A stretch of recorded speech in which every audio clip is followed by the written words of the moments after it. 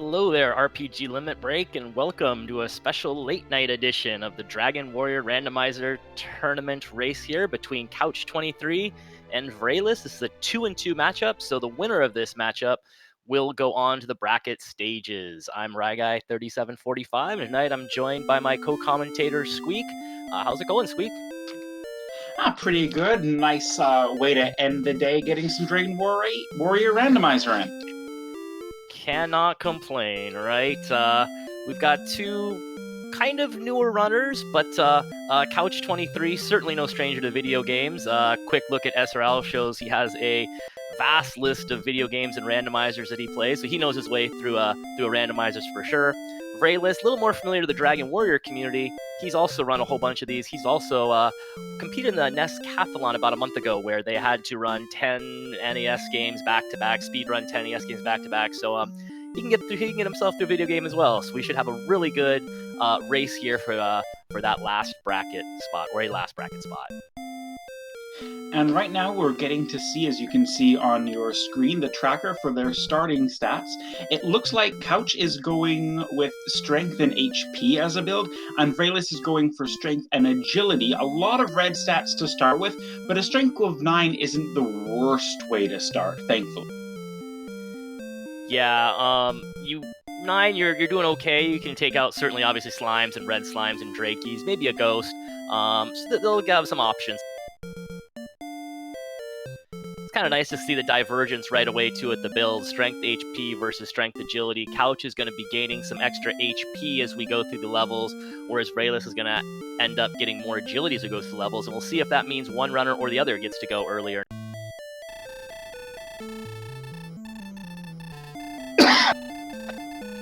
And here we are away, and they are in the throne rooms, and sort of the flavor of the start of the match is going to be determined a little bit by what's in these 3 treasure boxes here. So we have a cursed belt, a wings, and that's going to let them leave, and then we're going to get, of course, the magic key. So what they do with this option of the wings is going to be curious and could change where they start. Look at where that castle is, too, on a little island of swamp. Yeah, the typical play, we'll see if they both do this, is to save and then check the treasury and see what's in there. You might be able to find an Erdrick sword in there. Anything else, and you probably don't mind too much.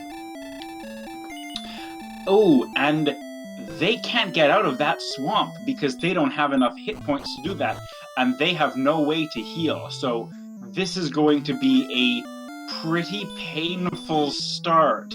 Seeing in the chat, you can send all of your blame or joy, if you like watching the suffering, to Lord of the Synth. Well, we have gold, we can buy more keys, they can get an herb out of there, so actually this won't be a reroll because you can get free herbs out of the treasury, but yeah, this is gonna take a minute. And Lorgon pointing out they will be able to check the back of the castle too, and see if there's maybe enemies down there or something.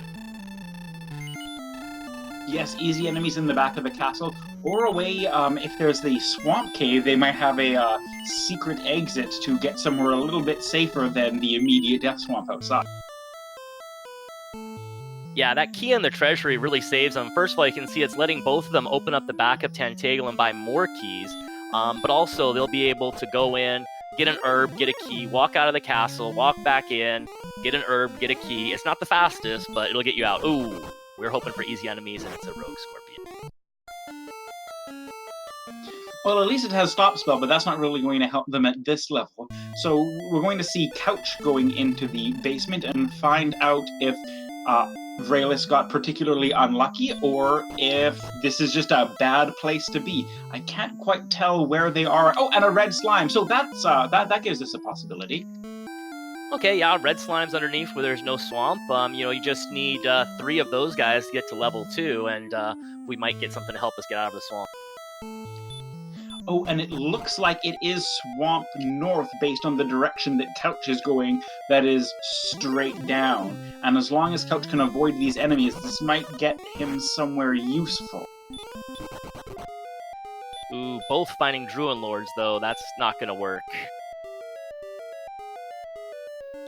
So as our runners look around for hopefully more slimes and drakies and stuff to kill, things have been randomized. We've already seen some of the things have been randomized. The treasures are randomized, so that's why our runners were able to get wings out of the throne room and take their magic key and get random stuff out of the treasury. All the caves have been randomized, so that's why you don't see the Stones of Sunlight cave at the bottom, but instead the swamp cave. And all the map, the town locations have all been randomized as well. And look at where they've been randomized too. We've got a cave and a town right outside the other side of swamp, and no swamp. Okay, never mind. There's swamp to be seen, but it's okay. It's out of the way. It's out. And it looks like they found Cantlin, and that's going to be good. It has a lot of shops for them to make use of some gold if they pick any up, although it looks like they're fairly pricey shops. Unfortunately, the inn is a pretty expensive inn, so they're probably going to try and avoid using that if possible, but maybe there will be some easier enemies to fight around here. Yeah, Couch found a Drakey underneath the swamp cave, and level 2, I think, had all double-digit levels, including 21 power, namely, so we are in really good shape all of a sudden. Oh yes, this could start picking things up very quickly. Going up to 30 strength that both of them will be at is going to let them fight a lot more. Oh, and making use of the extra hit points Couch is going to use to try and fight some easier enemies closer to Tantagel. Yeah, and with the 30 strength, this Poltergeist should be killable, so he'll be able to kill some enemies worth a little more experience than a slime. Yes, this could get a quick lead on experience, so depending on what Vriaeliss can find around here for exploration, or if there's any weak enemies to help level up on, that could balance things out here. But it looks like Couch is in a fairly good place for getting a couple early levels and maybe exploring somewhere nearby, although it does look like there's still a lot of swamp over here. Yeah, Couch is going to build up a little experience lead, but once Vriaeliss gets level 2, he's going to be able to do the same thing and pick up experience a little faster, so maybe it looks a little worse than it is. Plus, Vriaeliss getting some good exploration and seeing Cantlin and seeing what appears to be either mountain or tablet up there. And this is Tablet, if I remember correctly, so no enemies, but he has a torch, so he's not going to end up getting lost, which would keep him stuck for a while. And we're going to see our first non-treasury treasure chest and see what kind of bonus that can give Vriaeliss.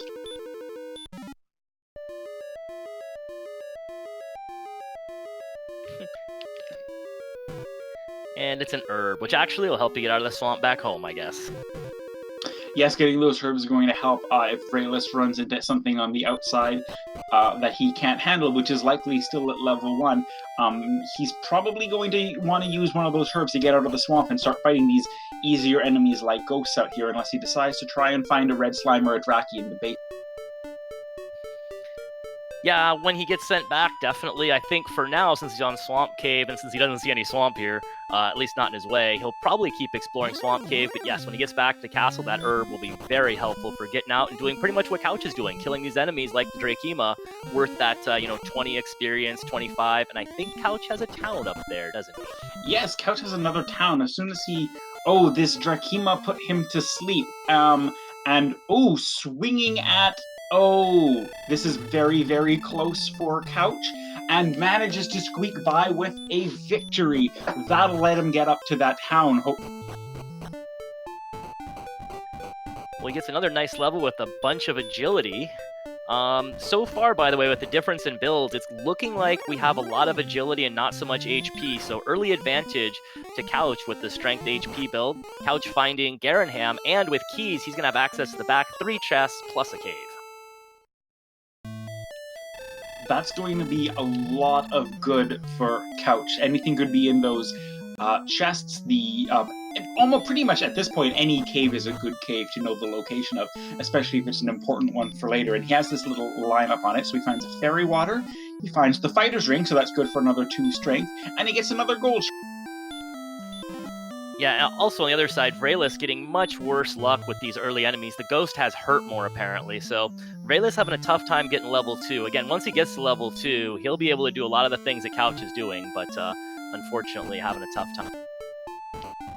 Couch finding the Jerk Cave up in Garenham, which is useful for exchanging in to find the Rainbow Drop. And Hand Axe flame sword. I didn't see what else is there, but hand axe is a good way to get a little bit more power. Couch with the hand axe and those good gains has a respectable AP of 50 for especially for level 4, so that might help him push out a little bit further unless he wants to grind a little bit more around Tantagel. Yeah, so as Couch does a little more exploring and Vriaeliss goes on to level 2 and tries to grind a little more, we're starting to open more boxes, so let's mention some of the things we could find in it. You mentioned the Fighter's Ring, the +2 attack power. We found the Death Necklace, which you trade, which if you put it on, usually towards the end of the game, it'll give you 10 strength in exchange for 25% of your HP. Those two not really required, but there are some required things we need. Ooh, as we find the Charlotte Castle, more on that later. We need to get into that Charlotte Castle, right? And in order to get there, because the Dragon Lord gets kind of tired of heroes coming to his doorstep and trying to stab him in the face over and over again, we have to build a bridge. In order to build a bridge, we need to find the Silver Harp, the Stones of Sunlight, and Erdrick's Token. The Harp and Stones guaranteed to be in a treasure chest. The token could be in a chest or could be in an overworld search spot. Once we find those three things, we need to go trade in the Silver Harp for the Staff of Rain. That's what Couch found underneath Garanham. Then once we get all three of those things, the Staff of Rain, Stones of Sunlight, and Erdrick's Token, we go find the Jerk somewhere. He gives us a rainbow drop, lets us build a bridge, and then we go kill the Dragon Lord. And anything along the way to that, either the caves that you need to exchange for the items, or the items themselves, is very important, because missing any of those, even if you're ready to go to the Dragon Lord, if you can't get in, you can't fight him. Vriaeliss picking up level 2, so his race is about to get going. And then one other thing you can also find in a treasure chest, which technically not required, but very, very desirable, Erdrick's Sword, the strongest sword in the game. It will give you +40 attack power, which is way better than the second best sword, the Flame Sword, +28. In some rare cases, if you have ridiculous strength, you can make it on a Flame Sword, but you typically are going to want to find Erdrick's Sword, also guaranteed to be located in a chest somewhere. And hopefully it's not in Charlock, but sometimes it is, and you have to work your way down. Good point from Centroid41 in the chat. We are at level 5 now, and we still don't have any spells. So no way outside of herbs for any of our players to heal themselves or hurt any of the enemies that are a little bit out of their price range right now, which at this point is starting to look like we might be picking up more and more multiple spells as we get further on in level. Yeah, not only no healing, but the HP, I mean, on Vriaeliss' side, he only has 23 HP to work with and no real good armor, so he's going to have a tough time doing some exploring. He's going to want to pick up some levels, but as we see on Couch's side, they come pretty quick. Especially with killing a Drakima right now, that's going to give him another level. And he was lucky to avoid the Drakimas because it looked like they had put Couch to sleep earlier. It didn't seem like they had much else going on, so no big wombo combos there, which is our affectionate name for sleep and Dragon Lord breath. But still, sleep is nasty with this little Resilient. Yeah, Vriaeliss is still on 16 defense power, so if he gets put to sleep, there's a lot of things that could take him out in a couple turns. Vriaeliss finding Garanham, so he's going to do his herb shopping, he's going to do his torch, dragon scale stuff, he'll check the back, he'll see the cave, also probably do some shopping, he'll see what he can get at the weapon shop too. Yes, he has hand axe money too, so we might spend some of that. Couch is going through the swamp cave right now, which will let him catch up on everything on finding Cantlin and the tablet cave. I'm wondering if he ran out of places on the first continent. If Tantagel is just on a small little island. I'm having a little bit of trouble keeping a sense of the map because they've been going back and forth between the two continents so often. Yeah, I didn't see if he had run out of places to explore the main continent, but he does go through Swamp, and he's going to know the location of Cantlin. Cantlin's, I guess it's sort of useful now. You can pick up coordinates for a search spot there. I don't know if they're getting that far ahead of themselves. Actually, he might have a hard time like surviving into the coordinates, but yeah.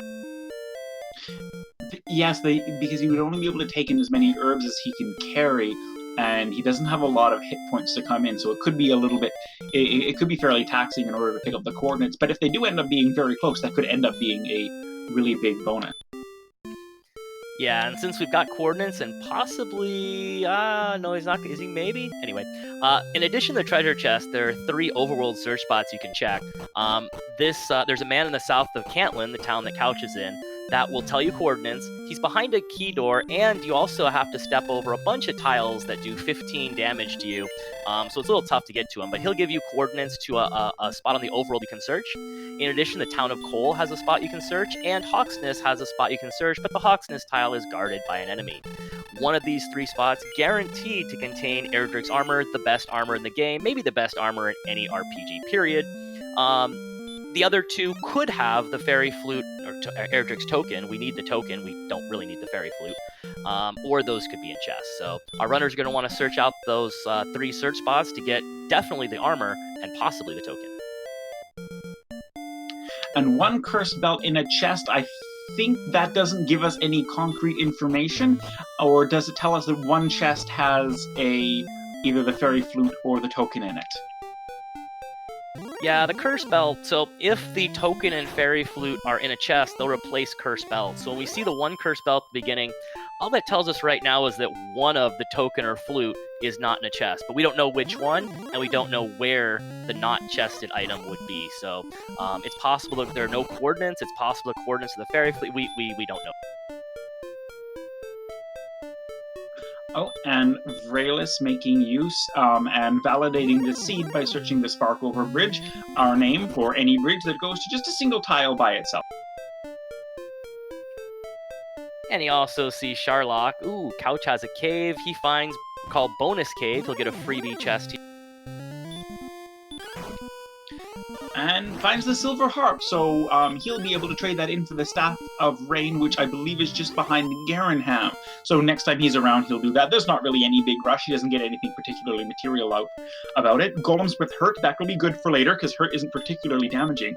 I'm really liking a lot of the geography in this seed. I feel like there's a lot of nice peninsulas and bridges and like long stretches of land here. Very fun to navigate. Yeah, the new version of the randomizers came out a few months ago, has had a lot more of these rivers, a lot more of these windy maps, makes exploring challenging. But look, Vriaeliss has got a town, and we'll see. Maybe it's one of those towns with one of those search spots. Could be Hawk's Nest way out in the swamp, it could be Coal, whatever. What else do we have? We have Remoldor, which usually has keys, but won't be as valuable to us now, and Breckenary, which has a cheap hotel, and is usually the butt of most people's jokes. Yeah, we don't speak of Breckenary here. Vriaeliss finding Hawksness. Now, Hawksness does have that spike tile that has one of our search spots, but it is guarded by a very powerful enemy, and Vriaeliss not quite ready on level 5 to take that enemy out, not really close, but he'll mark down the location of Hawksness. He will definitely know where to go once he has the power to take that enemy out. Yes, usually people like to either have a good amount of attack power and defense, a good amount of levels all together with them, or they like to have the Hurt More spell, which for a lot of the monsters in there will kind of make things go quickly. But Vriaeliss has found another town, so it looks like the towns are coming pretty fast and furious this seed. Sometimes it takes forever to find one, but sometimes, you know, you end up getting everything really quickly. Oh, but set back to the king by a stone man. Yeah, at least he saw the town, so he knows where to head to. Meanwhile, Couch finishing off his exploration on Swamp Continent. That's why he took all those steps in the swamp to get back to Tantego quickly. So he knows that Swamp Continent is done. He's got his silver harp. He might trade it in here just so he has the Staff of Rain, and he'll resume his exploration on Main Continent. Yes, so looks like with the knowledge that the Couch has, he probably won't be heading back to the other continent unless he decides that he really needs to check out Cantlin. And there was that. Those are those mean ghosts with Hurtmore again. Looks like Couch got hit by that. They're both actually pretty close to each other, so a nice little virtual high five here as they go exploring to their various ends.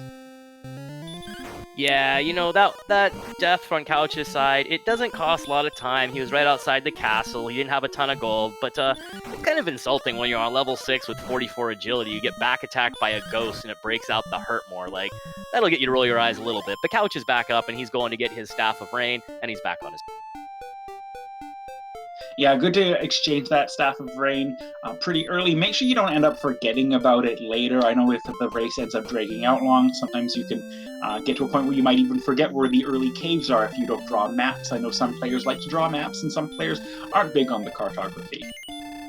Yeah, it's right on his way out. And plus, the other nice thing is, if he happens upon the stones and token, just happens upon them, really quickly, he can have all 3 items he needs, so that if he stumbles across the jerk, he doesn't have to double back. He'll just have all the items ready to go. So it's something you might as well take care of. Yeah, you're right on your way out. So yeah, good play on Couch to just take care of that errand. And no one that they've been so far has had any particular.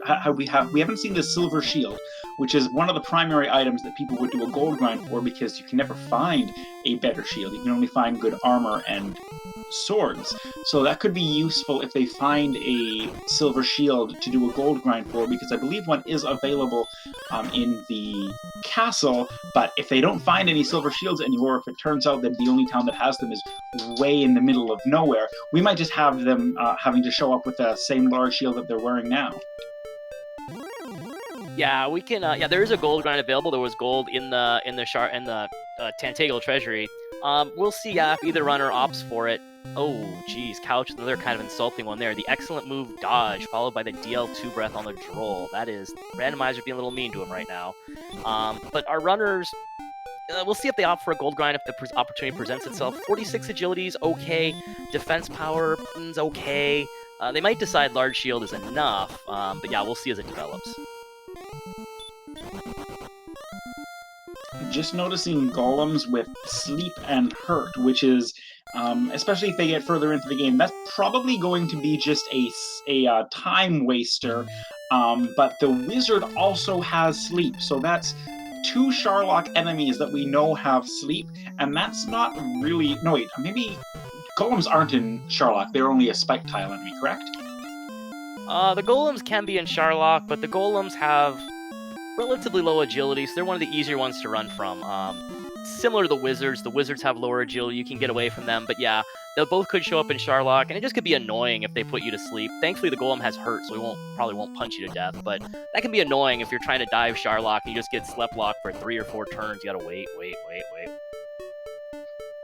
Yeah, it doesn't look like any of the Sharlock enemies are super deadly right now, although we have seen the fun police, which is what we call the Red Dragons, because when they show up, the fun tends to end.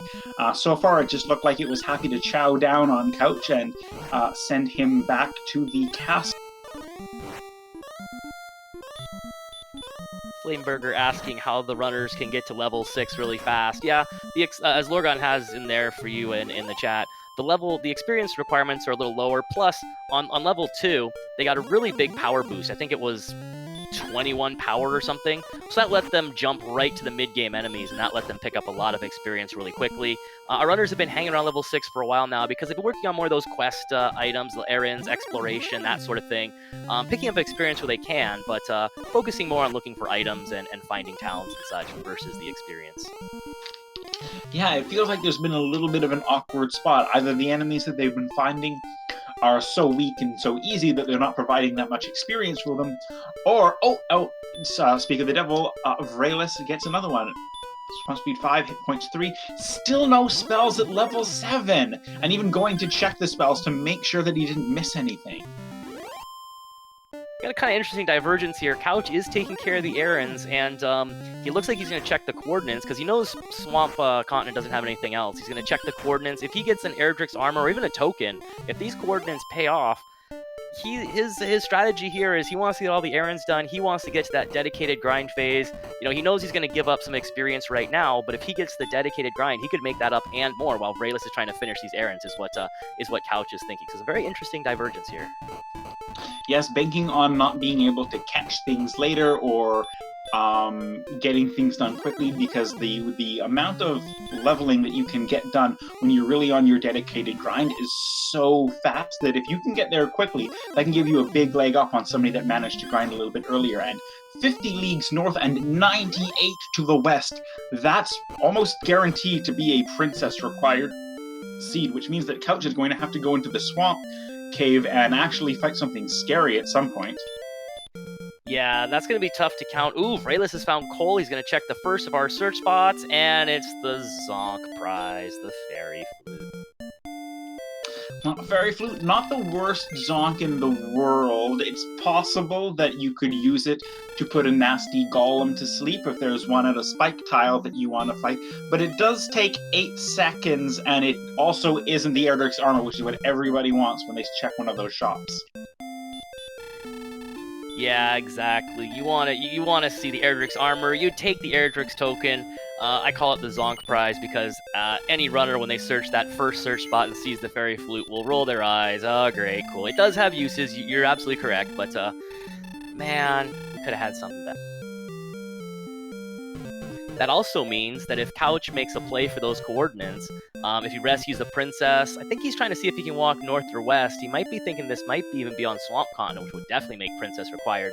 That's going to be an item that's required one way or another. We don't know if it's the armor or the token, but either way, we are going to have to get the item off the overworld. So if Couch does spend some time in these coordinates, it will be worth it. Is he trying to count them out, or is he just doing a little bit more exploring while he's out in the world to try and maybe see if he can find Remolder or Cole? You know, I was just wondering if he was trying to decide if it was even possible to count. He might be trying a count. If he can count this, I would be mighty impressed. These are not easy coordinates to count. And Lorgon in chat does point out that the Fairy Flute can have other uses. We mentioned that there are spike tile enemies you have to fight in Hawksness. There are spike tile enemies you have to fight to get the princess out of the swamp cave. If one of those is a golem, the Fairy Flute is very good to have. So, yeah, I sigh and all Fairy Flute, but it can be useful. Vriaeliss finding the Jerk Cave, I believe I got it right this time, in a swamp somewhere that looks kind of eastwardly, but I've kind of lost the track of where he is. This map is a little bit hard to follow sometimes. And literally, as soon as I say the Fairy Flute is virtually useless, Vriaeliss finds a golem and uses a Fairy Flute to safely get away. So there you go. Yeah, it looks like Vriaeliss just walked a little north of Cole and saw the Jerk Cave. We call him the Jerk Cave. That's the cave you have to take all of your quest items, so your Staff of Brain, Stones of Sunlight, and Erdrick's Token. He's called the Jerk because if you don't have all the items and talk to him, he will kick you out of the cave, unless you have the token. If you have the token and talk to him, then he's not mad at you, he's just merely disappointed. But, yeah.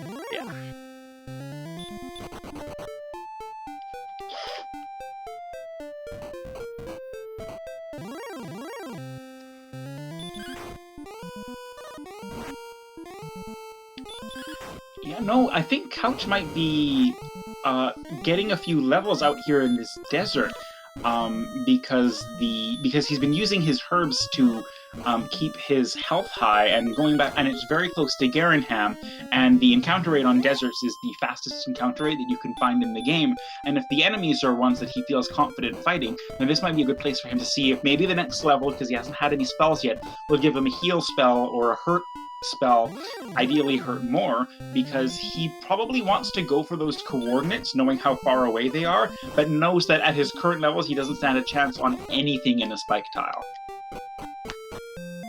Yeah, I think you got it right, exactly. Those desert tiles working out well for him. He's got the experience lead back. He's only 15 experience away from level 8. You're exactly right. If he picks up a hurt more or something like that, he could go rescue the princess and go check out the coordinates, and we know we need those coordinates.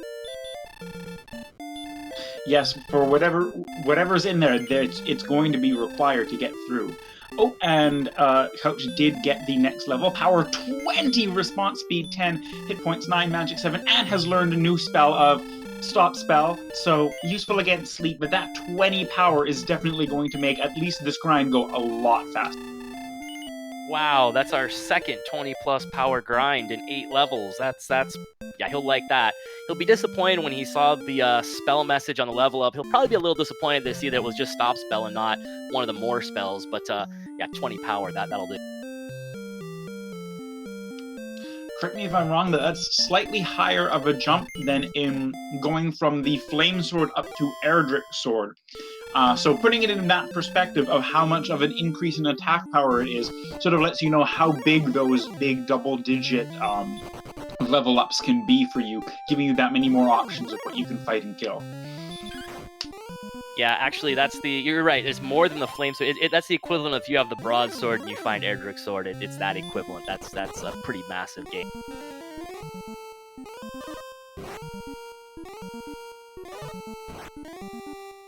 Oh, and the Stone Man, another one of the enemies you can find in Sharlock, has sleep. That's very dangerous for Vriaeliss now, but that's another one that when you get into Sharlock and you're diving, great, it's going to put me to sleep, and I'm going to get take some damage for a few turns. Stonemen a little bit harder to run from than either wizards or wizards, at least, that we were seeing a little bit earlier.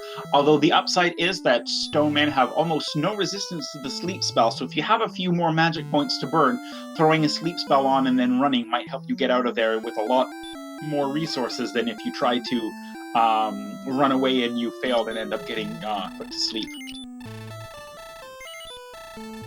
Yeah, and you absolutely called it. Couch is in this desert making good use of these specters. He's closing in on level 9 already. So once again, we're seeing the difference here. Couch going for the experience. Vriaeliss now getting his exploration in.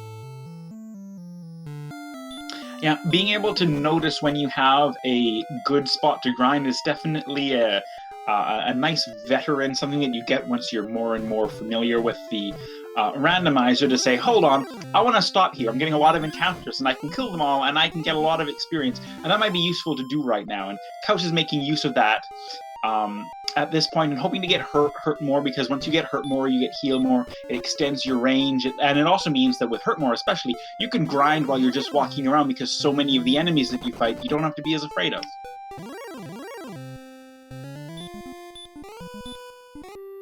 Couch picks up level 9. Of course, no spells, but some decent strength, 5 strength. Okay, it's not 20, but we'll take it. And some good agility gains there, too, to help out his defense. And what you're seeing now on Couch's tracker right now is his agility is now in the orange. And what orange means is that it's borderline for fighting the Dragon Lord. You want to look at your other stats and see the context and maybe think, all right, my attack power isn't quite there, but I have so many heal mores that I can make it, or something like that. So right all the way at level 9, we were already seeing Couch getting close to it with agility. So that's also going to mean that he could run from a lot more things, which will keep him safe in combat, as well as mean that he's going to be taking a little bit less damage from physical enemies, which will just extend his lifespan. Props to Lorgon in chat. I don't know how I missed this, but he points out that Couch is using the Inky sprite, and that there's been some ghost-on-ghost violence. Good call, Lorgon. There absolutely has been. I don't know if we should condone that or not. Well, the way I see it is that they're already dead, so I don't think anybody's getting hurt. Oh, so does that mean that Couch can't really have a death counter? Oh, that's true. Maybe he can have a death counter. Although he still doesn't like going through the swamp, so I'm not quite sure what the deal is with Inky. Maybe it's just somebody with a blue sheet over them. King's taken half a gold and not even reviving him. What a ripoff. Well, we all have a lot of opinions on King Lorik's version of medical insurance right now here for our poor heroes. Vriaeliss cleaning out the treasury again. Wondering now that he's got the location news, if he's going to see what's on the spike tile so that he can plan for it and get a good sense of, nope, he's going to head out. Vriaeliss, he has the information that Cole has the fairy flute. I wonder if he also has the information about Hawksness. I wonder if he might take a shot at Hawksness, knowing that the coordinates are a pain. He might say, hey, let's get our armor off Hawksness, and we'll deal with the token when we need to deal. That could be a smart idea. Of either of the two to getting the armor early is definitely going to give you the most advantage. Maybe we should talk about what makes that armor so special. It's very funny because the armor is actually not all that special for its defensive power. You can find the full plate for a mere 3,000 gold. You could even find the magic armor for 7,000 gold. Those give you plus 24 defense. Erdrick's armor plus 28 defense. So it's not a big jump over those, but the armor does a whole lot of other things that make us love it. As Vriaeliss picks up level 8 here, and he looks like he's counting. If he counts this, I'm going to be mighty impressed. The armor will let you not take any damage from swamp tiles or barrier tiles. The armor is going to reduce your hurt more and hurt damage you take from it. The armor is going to reduce Dragon Lord 2 breath and baby breath. It's going to make you immune to stop spell. Oh yeah, and by the way, it'll restore 1 HP for every step you you take. So even though the defense power isn't that much higher than the other things in the game, it's got a just ton of extra benefits that make it virtually required. Oh yes, and with all of the barrier tiles that are even in Charlock just to get there, I can't imagine how many resources it would take just to even start going into Charlock, much less get further down into it. And you'll see dividends even as they're walking around, because all of their steps as they're exploring are going to be healing them as they go. But it looks like Vriaeliss is counting and is pausing. I think he's thinking. See, I wonder, we've seen Vriaeliss explore this direction a little bit. I wonder if you can go far enough west. 98 west is a long way to go, and this is going to lead to Hawksness, Remulder. You got to go across some rivers, up and down across bridges. This would be a very challenging count, I think, but we'll see if they can pull it off, as looks like Couch is about to discover Hawksness, and shortly past it, Remulder and Jerk Cave. Already running low on herbs. There's a lot of swamp here, almost as much swamp as a big swamp seed, although this just looks unlucky. And Couch seeing Hawk's Nest, deciding to leave and see what else he can see before he gets sent back.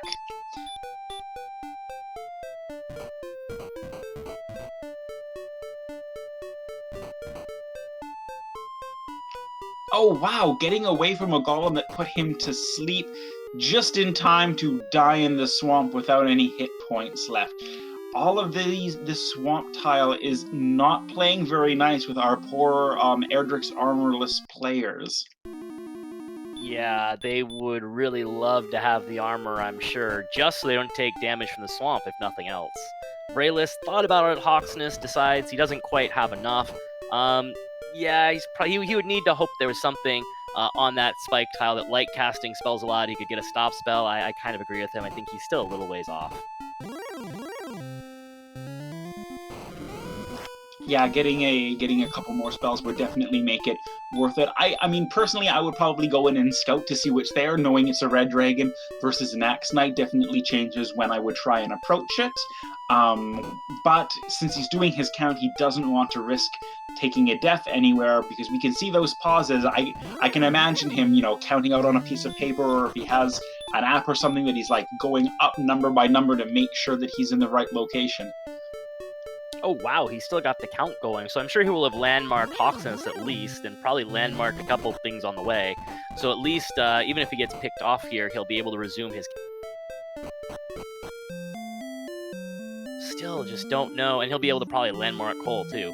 But I just don't know if we can make it 98 West. We'll I mean, there's only 120 squares that you get, so that's almost the entire map.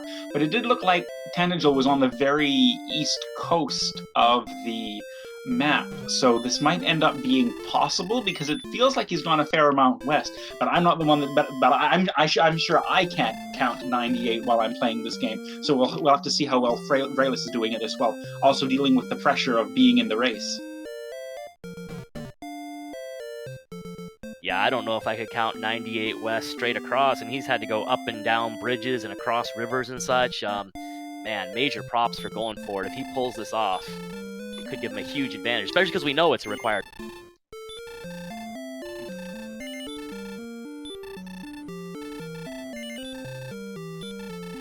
Yes, if he can catch this, that will definitely give him a big amount of time lead, as Couch is going to have to... as long as Couch can't also count it, is going to have to go into the basement, fight the spike tile, rescue Graylin, fight the spike tile again on the way out, and then talk to the king before even starting on the search. Although what could happen here is that Vriaeliss getting blocked by every NPC under the sun, just trying to get out of Cole. Probably that shot down there is probably the most dangerous spot in the entire game for runs, I think. The real bosses of this game, the NPCs. Also, Couch picking up level 10, and we have to do more of these late night races, because, man, you guys are on top of it over there in chat. Tilo pointing out that Couch picked up return. Tilo saying, now we're flying. Well done, well done.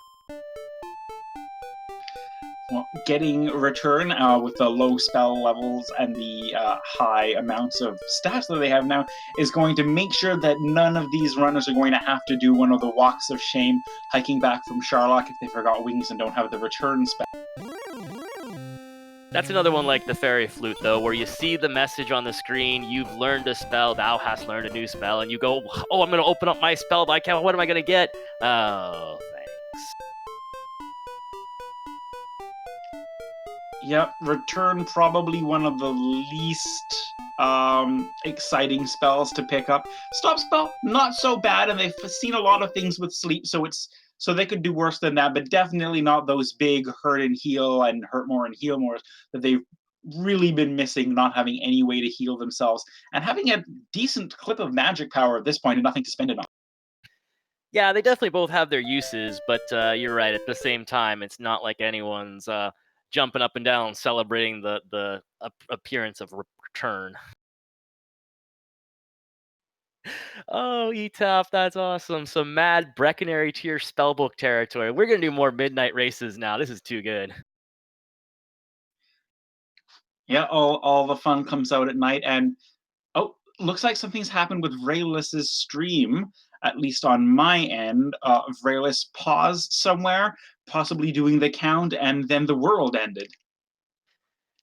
Yeah, looks like we got a little hiccup on the stream there, but hopefully we'll get it back soon. Meantime, we can see Couch is going to head back out towards where, the Star Wyvern is. Going to head back out towards where Remolder and Jerk Cave are, and here's Vriaeliss. He's on his search, so it must be possible, must be close. If he managed, what he might have been doing, and this is a good sense, is if he counted 50. If he counted 98 west, then he just needs to go up and down the north and try and figure out the location. Depending on where it is, he only needs to know one of those, because the time it takes to rescue the princess might be slower than it takes to search all the spots. But if he can't find this, then all of that counting time is gone. Oh, and this is the worst in just a regular race, to say nothing about when you're in a 2-2 going for the bracket stages. You've made your count. Here's where my search spot is. I'm going to search, and there's nothing. And so you expand out in a little circle around where you think it's going to be, and still nothing and nothing. And when do you decide that it's just a lost cause and you got to go back and try again? When you decide maybe that next square will have it, that's a really tough position to be in. Yeah, I don't blame him for being frustrated. Hopefully he might be able to find it soon. Couch finding a cave I don't think that we've seen before is going to light it up, and this is the mountain cave? Or no, this is Garen's grave? First instinct was right. Mountain cave. Yeah, there's 5 treasure chests in here. Again, we're still looking for Erdrick's sword, the stones of sunlight, maybe Erdrick's token. So a lot of goodies can be found. Mountain Cave also not being one of the more friendly caves to go deep in. Garen's grave, you don't want to have to go all the way down, and if you don't have to, and that can always be a little bit of a risk of leaving something behind or spending the time to hike through the whole thing to try and find something. Yeah, this is fortunate for Couch that he found Mountain Cave first, because, yeah, you're right, he's going to clear this cave, and then when he does come across Garen's grave, he'll know exactly if he needs to go all the way to the bottom or not. He'll have full information about all the overworld chests. Oh, there's a sword for Couch, so that's very good find. He's going to get a ton of attack power from it. Yeah, going from the hand axe to the Erdrick sword, as we can see, his AP is at a lovely 112 at level 10. I feel like a lot of games lately, a lot of races have had relatively low strength as sort of the limiting factor. It looks like that won't be too bad of a deal on this one, although now that I said that, we're going to kiss any chance of getting strength goodbye for at least 6 levels. That's okay. We're probably going to need 6 levels of HP or MP gains too, so... Ooh, Red Dragon, and Couch manages the first turn run, and then immediately runs into a Blue Dragon, so this cave is scary, but he makes it to the last chest and finds a magic key, so good to know, but that means that he's going to be looking for those stones of sunlight, I believe, in the Cave of Garen. Yep, I believe those are... Oh, we haven't seen the Remolder chest yet, have we? But I think other than that, it's just Garen's grave is the only location left for the Stones of Sunlight. And sadly, as Couch was going through and finding Erdrick's sword, it looks like Vriaeliss had to give up on his count. I don't believe he got.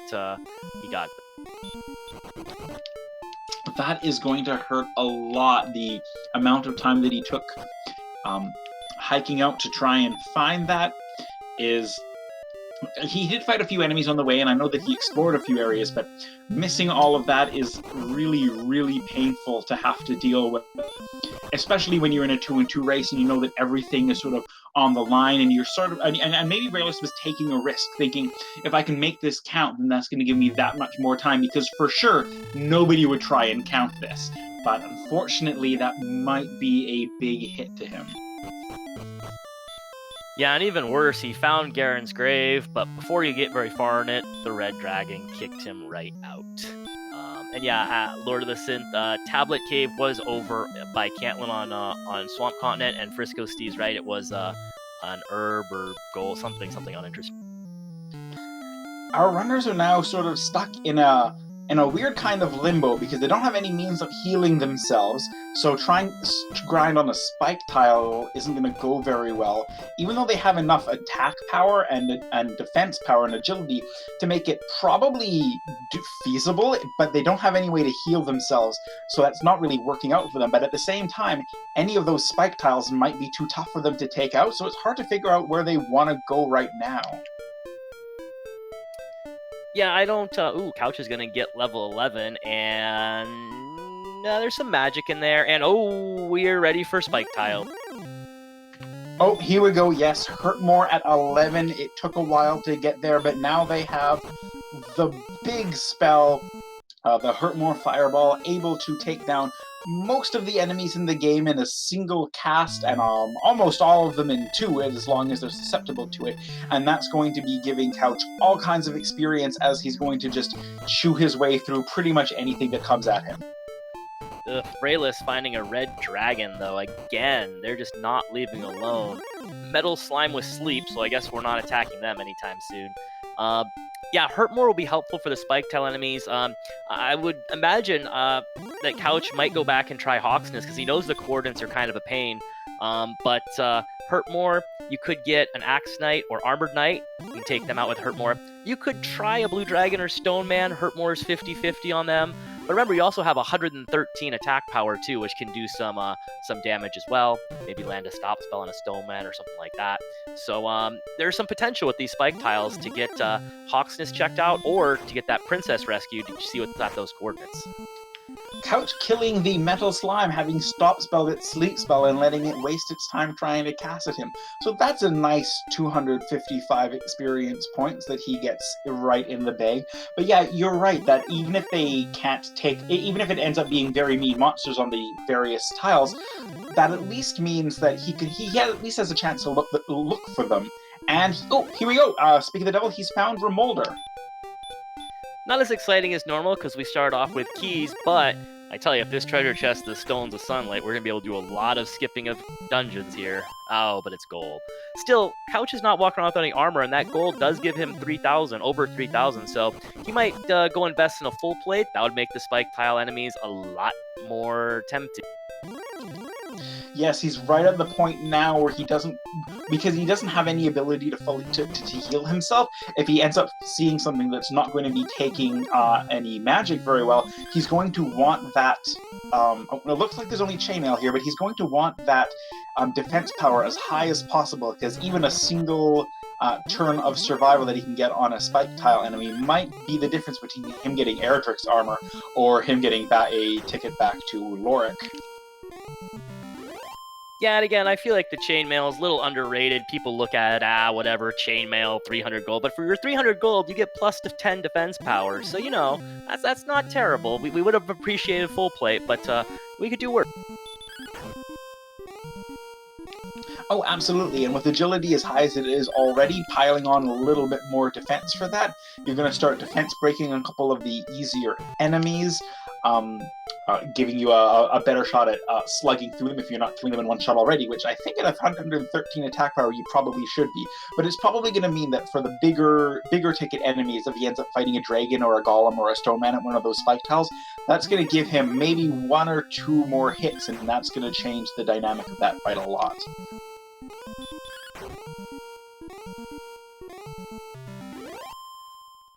Bringing it up again, you see on our tracker the little plus signs there next to the stats.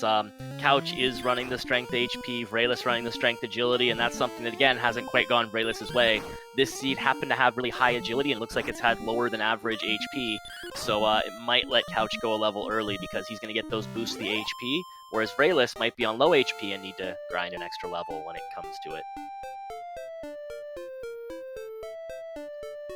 Yes, poor luck for the Seed and Vriaeliss's preferred stat loadout, although I suppose the upside is that with the higher agility, that might give Vriaeliss a little bit better of a chance to run from some of the red dragons that have been giving him a lot of trouble recently.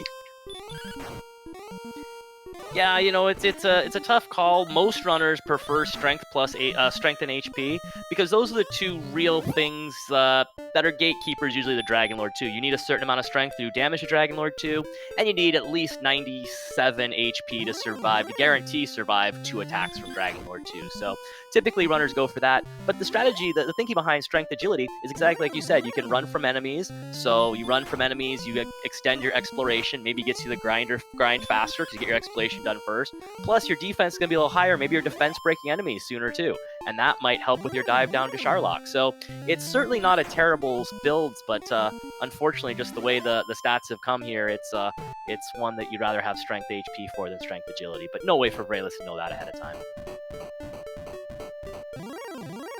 Yeah, you can never guess what's going to happen with your stat spread in a randomizer. One of the most exciting things to have randomized, I find, is when you get that level up and you just have no clue what's going to come up for you. And sometimes you get wonderful news, and sometimes it's just another frustration in going back to the Axe Knight mines.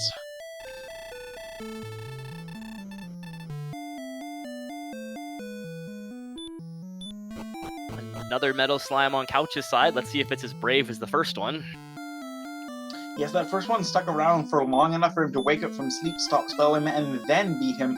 But this one doesn't decide to stick around for very long, so Couch is going to keep moving around. Not sure where Couch is going now. I think he might be heading back to Hawk's Nest. I would be surprised if he isn't checking out a spike tile now that he has Hurtmore, but he may be either trying to find a good spot that he found to get some levels earlier, or he may have gotten himself a little bit lost. This is kind of an interesting spot for Couch, really. He knows where Hawksness is. He knows where, of course, where the princess is and what the coordinates are. And you know the coordinates are a required item. For all you know, Hawksness could have nothing, but Hawksness will be faster. So I don't know which way you go. You've got a 50-50 chance in the armor. You know, do you go for the faster Hawksness? Do you go for the guaranteed item you're going to need on the coordinates? It's kind of an interesting little place to be at. Yeah, and he knows that he needs to get both. So I mean, I think the smartest move would be to go to Hawk's Nest, start your and if it's grindable, start your grind until you die, and then pick up the princess after that. Especially if Hawk's Nest ends up having the good armor. But no, he's finished exploring this area and decided to cast the return spell, and he is not going into Swamp Cave. He is going for a walk. Oh, but don't forget, it is possible that the token is not in Hawks. It's possible the armor's on the overworld and the token could be in Garen's Grave, because we haven't seen Garen's Grave yet, so it's possible Hawksness has nothing. Now, the token could be in Hawksness as well, but we don't know yet. And Vriaeliss got through, got the princess, so he's going to be checking out the coordinates. All right, and that was, it looks like a stone man that he was fighting. I thought he was just trying to run from a stone man. I was distracted by Couch's stream, but yes, the Centaur brings up he has to leave, and that might not be easy either, because he has to fight another stone man and he doesn't have a healing spell. Oh, but this way you can run. Oh, right, you are. Oh, no, it's just an Axe Knight. That's actually really good knowledge for Vriaeliss to have now, because Axe Knights are very nice enemies to fight. You can take them out in a single hurt more. and they have a lot of experience, and because it's just in the basement of Tentagel, that means that you can just die and death warp out, or you can even cast outside and do a quick little jaunt in and out to get your magic power back and get a very probably one of the most efficient grinds that you possibly can get going for getting a lot of levels if they end up needing a bunch. And looks like Couch is not far behind. He's in the Swamp Cave going for, there's the Axe Knight. And Vriaeliss knows this is required. I don't believe Couch has that information yet because he hasn't been in cold to see the flute, but this is going to work out for both of them when they go to get their coordinates. Yes, right, Couch hasn't been there yet. And yes, Couch gets level 12 and gets heal more and is in pretty much the exact place that he wants. Now he knows a really good spot to grind. He has the spells that he needs to fight. All he's missing is the Stones of Sunlight and the token, and he may be on his way to getting the token. Yeah, I think at this point, we definitely know our grind spot. I don't know that I'd go anywhere other than the Axe Knights underneath the castle. It's a super fast enemy to hurt more. It's right nearby. You can death warp and get right back there really quickly. So now our runners are just going to try to get these errands done as quickly as possible so they can get to that grind as soon as they can. Yes, at 130 experience a pop, and often being able to take them out in one turn with a hurt more. I think Axe Knights are probably the best things to grind on unless you end up with an incredibly friendly dragon somewhere. So, Couch doing delivering the princess back himself, and it looks like they're both going to go and check that overworld spot. Although it does look like Hawksness is on the way, so Vriaeliss not having hurt more, but Couch being able to step in while he goes there, that could give Couch the ability to do sort of a two birds with one stone play here. Ooh, that's a really good point. They can check the coordinates, get whatever's there, and then go right over to Hawksness and check that tile as well. That's really convenient.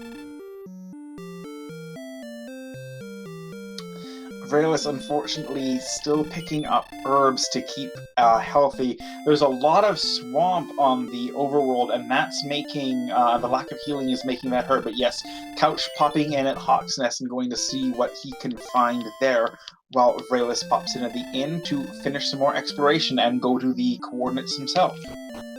Ooh, when the Golem decides Couch does not need to check Hawksness right now.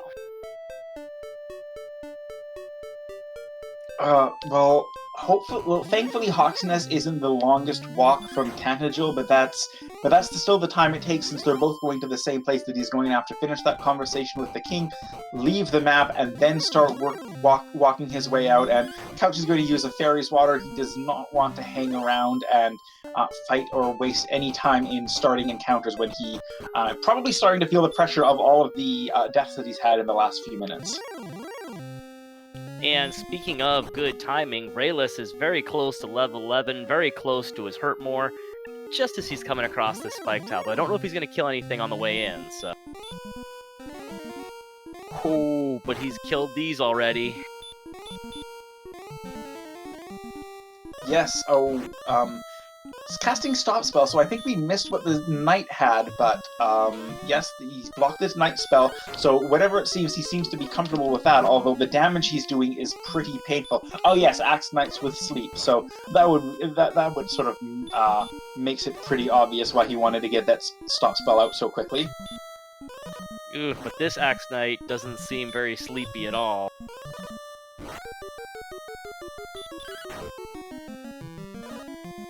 No, hopefully Vriaeliss can keep... No, it looks like Vriaeliss is going to have to try and finish him. No, Vriaeliss loses to that Axe Knight, and he is going to go back to Tantagel.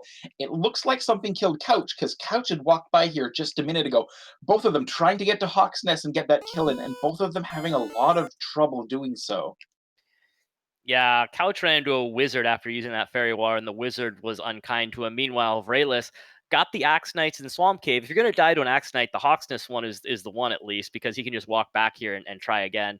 He's also only 111 experience away from level 11, which will get him his hurt more, and that'll make that Axe Knight no problem. Oh yes, if he manages to fight enough enemies to get that last level, which hopefully he gets to do. that's going to give him that fight for free with the amount of health he has.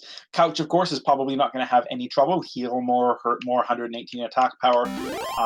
This is going to be quick, and we're going to be able to see what's on this spot and what they're going to have to hike to find.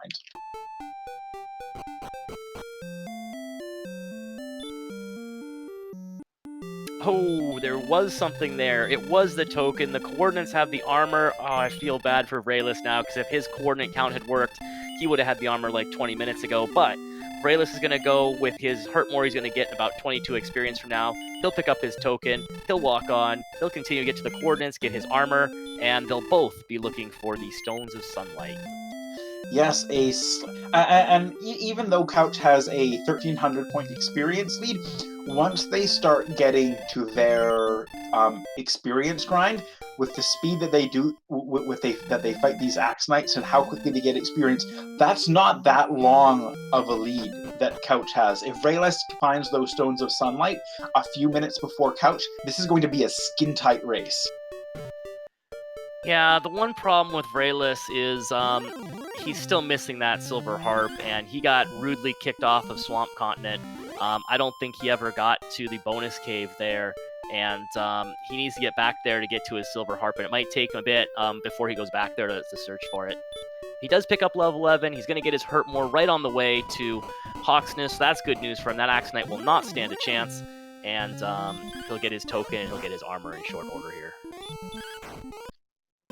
Yes, Couch on his way, having a quick look, seeing where he is. 44 south and 42 east, so about halfway there in terms of latitude, and nearly there north-south-wise. Although, even if Vriaeliss takes a while to search for the Stones of Sunlight on the second continent, at least he's doing so with Hurtmore, so he can spend a lot more of that time getting experience as he goes, instead of just trying to run from everything like he was previously. Are we sure we can get to this on the main continent? One thing that could help Vriaeliss a lot is if these coordinates somehow end up on Swamp, it could take him back to Swamp and could take him to the vicinity of Harp Cave. Because I'm still not convinced it's on main continent yet.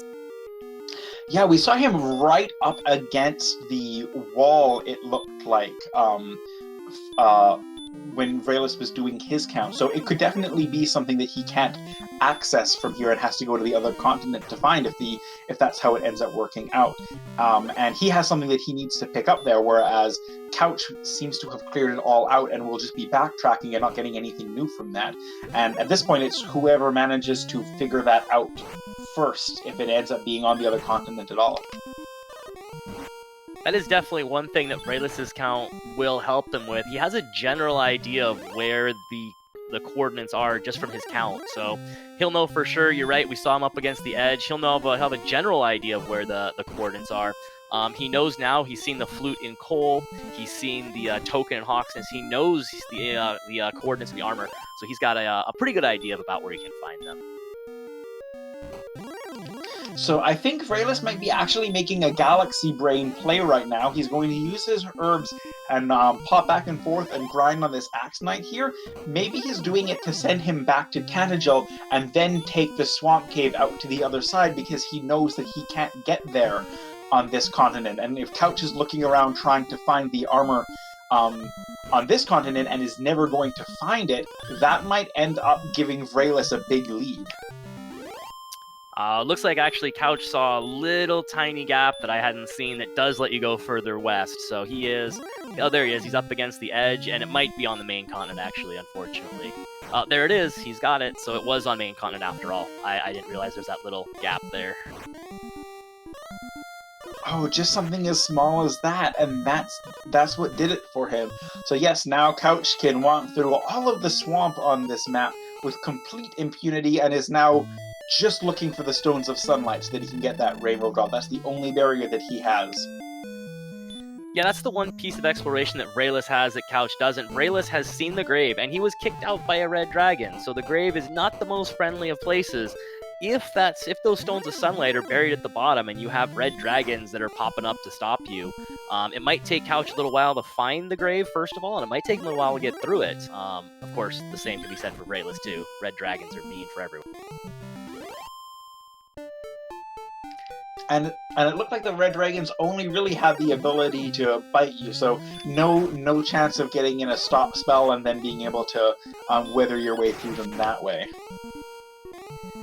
And now that we've seen the location of the overworld, Couch is right on Grave, so we're gonna see him get his Stones of Sunlight somewhere in here. Now that we've seen where Erdrick's armor was and location of it, chat correctly pointing out that Vriaeliss was very, very close. He was off by maybe 9 tiles, which, I mean, sounds maybe like a lot, but those coordinates were 50 north and 98 west, and he got within 5 to 10 tiles of it. That is still a very impressive count, even though it didn't work out for him. Oh yes, within 9 with that level, and especially with all of the twists and turns that he's gotten to go there. It isn't like it's been a blank field. He's been going all over these rivers and interesting bits of geography to find that. So very, very well done for Vriaeliss getting that close. Counting his way out now on the way through, having a check-in. Oh, he's having a check-in at Darren at Hawk's Nest and double-checking the coordinates there to make sure that he's calibrated, but doesn't have heal more yet and can't survive that swamp. Yeah, poor Vriaeliss thought he had herbs. We saw him go into his inventory and click the top thing, and the game told him there's no door here. So he found himself in the middle of a swamp with no herb. Couch doesn't... Oh, Couch finding a couple chests here. Has some money, has found a torch, and is going to use that torch. I am not surprised because Couch, not having Radiant and not having any torches, has been trying to navigate this in the dark, full of red dragons, and I do not envy him for that at all. Yeah, the torch, even if you know your way through the caves, the torch is going to be fast, so you don't have to bonk around or anything. But there's that red dragon, and as we saw at the top, gold, torch. We're going to the bottom of the grave. Well, he was going to the bottom of the grave. He decided to try and duke it out with the red dragon and could not match it in the damage race there, unfortunately. So Couch is going to have to hike all the way back out, and that's going to take a while because that's pretty much as far as you can get from Tantagel Castle on this single continent. Vriaeliss might end up diving into that grave after he goes into the... finds the armor, but Vriaeliss still doesn't have the sword because I think he's missing a lot of stuff on that second continent, isn't he? Yeah, he didn't get Mountain Cave, so he doesn't have the sword. He doesn't have Bonus Cave, so doesn't have the harp yet. But he checked Gwaelin's Love on Swamp Cave, so he did come over here to Swamp Continent to check. And again, that's going to lead him to Bonus Cave and the harp. And I'm pretty sure Mountain was over here too, right? Oh no, but we're returning. No, he wants that armor, and honestly, I don't blame him for that. The armor on a seed like this, with a lot of swamp around, just causing that little frustration. I'm always surprised if we haven't lost about like 6 lives, 7 lives, just to swamp between them.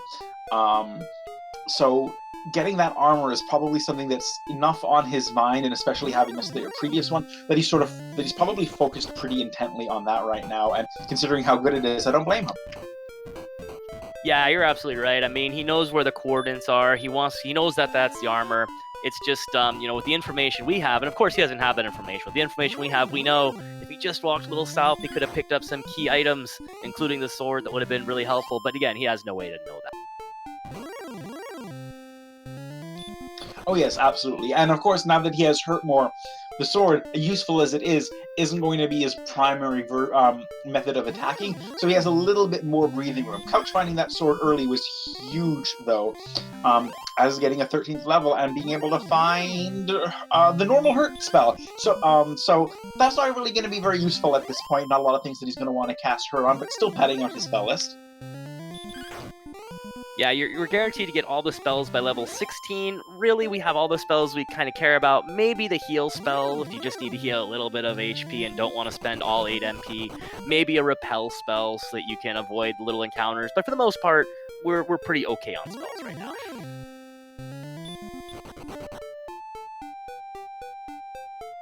Although, considering his previous dive into Garen's Grave, I feel like Couch would not be that upset with having the Radiant spell. Oh, very true. Yeah, that would be very helpful. Meanwhile, Vriaeliss is on Mountain. I thought Mountain was on Swamp Continent, but it clearly is not. He's going to dive into Mountain. He's going to be very happy to find his Erdrick Sword.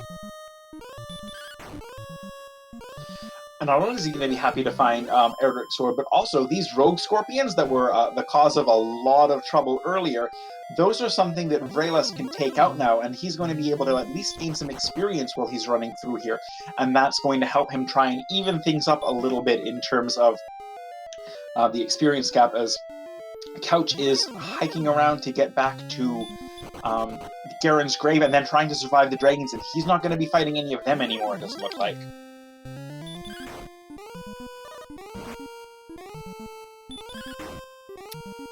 Starnex bringing up a good question. Do we know there are 2 continents? I think so. Couch was on the 2nd Swamp Continent, or wherever Swamp Cave took us to, and he seemed content with his exploration. I think he saw all coast and then Deathward back, so he was at least content with his exploration on Swamp if it was not full explored. Yeah, it seemed like they're fairly separate, although I would be curious to about finding what the map is like in case it turns out that they're just that circuitously arranged. Couch using one of his torches, and looks like this is the wrong cave, so I think Couch might be a little bit lost right now.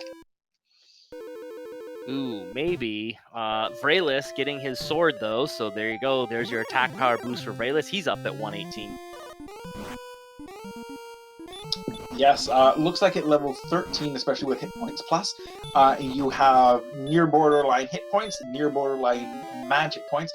It looks like they're not going to have to do a lot of grinding, generally speaking. None of these stats look particularly scary right now, especially only at level 13, but it does look like the exploration is getting tricky. A lot of the enemies, especially in these important caves, just really, really hate you. Vriaeliss is being blocked by red dragons, and the Fighter's Ring Cave also has red dragons in it. Not a good... or Garen's Grave. Both of them full of red dragons. Yeah, Vriaeliss getting away from his red dragon in the mountain cave. He's hoping to find the harp or stones in this last chest, but we know that's not going to happen. Yes, nothing in there except a key and I think the second last one was an herb right now. Couch now trying to run from this red dragon, manages to get away, so lucky for him while he explores the grave right now in the dark. But, you know, as Lord of the Synth points out in chat, if you have maps and you know what you're doing, it's just a little bit slower. You're just walking around a little bit. Ali making a good point, though, that Tablet's kind of the funny one to do. Tablet, you say, oh, there's no enemies. That's great. I get a free chest. But also, if you try to do it in the dark, and it is kind of a windy path, but if you try to do it in the dark and you get lost, there are no enemies to send you back to the castle. So you are stuck in the dark until you figure out how to get out of there. I think I've almost seen that happen once before, although it was a deep cave and they were trying to death warp their way out of, but they were so high level and the only thing around was magicians, they were having a little bit of trouble finding something that could actually beat them up in a fight. So yes, being stranded down in a cave can be almost a soft block, or at least a huge time loss as you're trying to find your way out of there. Vriaeliss just getting killed by some more of the fun police. These caves, lousy with dragons. I think Vriaeliss was intending to do that. He was hacking away at that dragon. He had full cleared. I wonder if he's maybe going to try for a gold grind. Ooh, we get to do the gold grind exploit. Oh, if he might want to be looking for the magic armor right now. I guess he's just picking up a whole handful of swords. Maybe he's just going to start throwing them at some of the enemies. That might make those red dragons go a little bit quicker. He's going to do an Erdrick sword grind. So what's really happening is he's not grinding Erdrick swords. The game, due to program limitations at the time, can only keep track of 8 chests that you've opened, and this array only resets when you visit the overworld. So what Vriaeliss did was he went into Mountain Cave and opened up 5 chests, so 5 of those 8 spots are taken. Now, when he dies and goes back to the throne room, he hasn't been on the overworld yet, so the array still has 5 things in it. Well, anytime you go to the throne room, you automatically get credit for 3 chests open, so you can't open the initial starting chest over and over again. So as soon as he goes back to the throne room, his count is at 8. Once your count is at 8, the game is confused and doesn't know what to do when you open a treasure chest because its array is full. So you just keep opening the treasure chest over and over again, just leaves it there for you. What'll happen though is that the names get glitched, and so what happens oftentimes is you see maybe like you saw there, well we saw in a previous seed Sword Magician or Sword Magidrake or Plate Drakema or something like that. He got Erdrick Sword. So he just kept taking that. It wasn't really an Erdrick Sword, it was like an herb or something. And now, well, his stream's hiccuping again. But now what he's doing is he's sitting on that gold chest, taking that gold chest over and over and over again. And yeah, I'm imagining it's probably going to be magic armor. Maybe he saw a silver shield, or he'll take silver shield money just in the hopes that he finds one. But yeah, he's going to try to get some defensive improvements here. Yeah, his defense points without the Erdrick's armor are fairly low, and because he's been fighting all of those red dragons, and he knows that they're, and I believe he went into Garrett's grave and saw that it was full of red dragons. Either way, I think he's starting to feel his defense points feeling a little bit lackluster for where he's at, so he's going to try and get something to beef him up a little bit.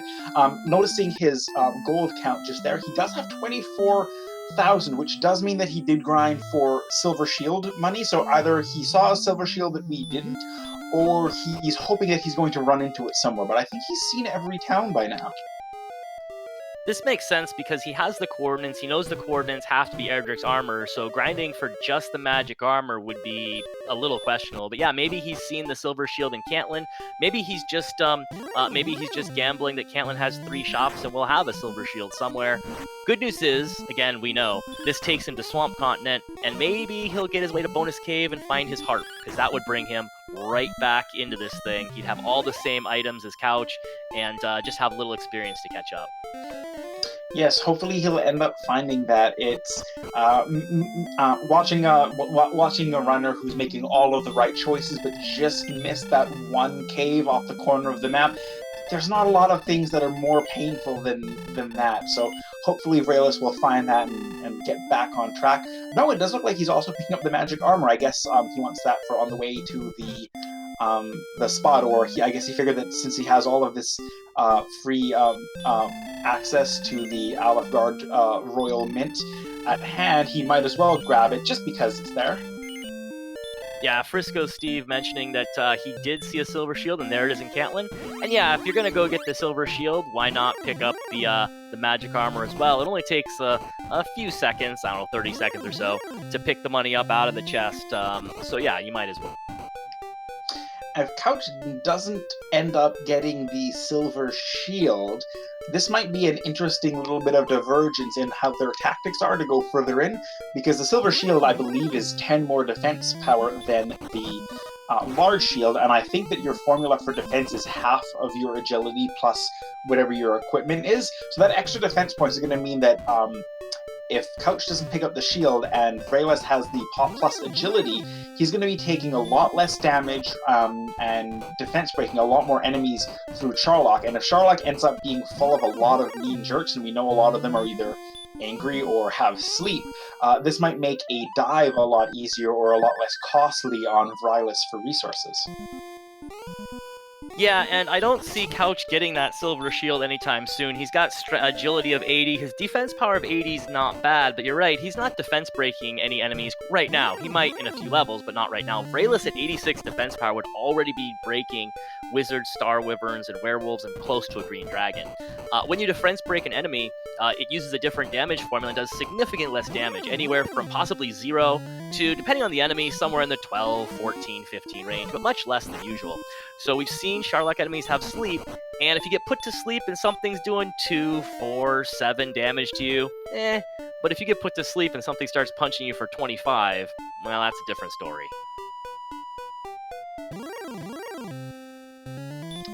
Yes, anything that he's defense breaking in Charlock, he's probably going to be able to walk off any of those hits just because of the Erdrick's armor that he has with him.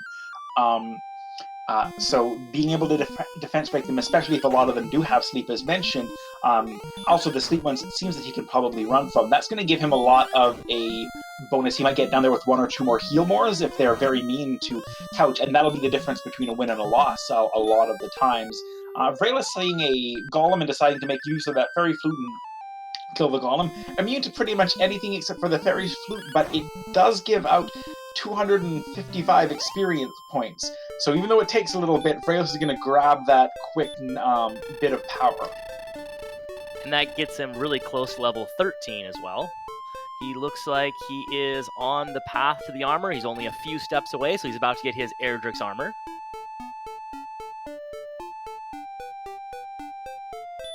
Yep, and he's going to see how close he was. That's probably going to hurt a little bit, but he's going to have the armor, and then equipment-wise, he's actually going to have the equipment advantage against Couch for the first time since Couch picked up Erdrick's sword, now that he has the silver shield. And there we go, Vriaeliss has his armor, he can move with impunity, and he knows exactly where he's going. He's right by that grave.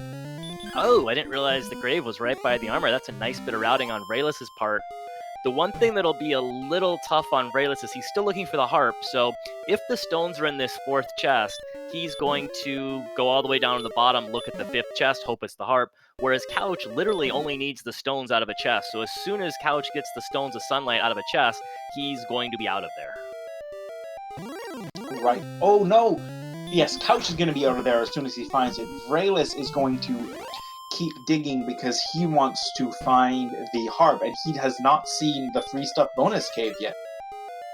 Right, and it makes sense because I'm sure he knows the free stuff bonus cave is out there, but it's one treasure chest, whereas Garen's grave has 5. So playing the odds, you're expecting to find the harp and stones here, but we know he's only going to find one.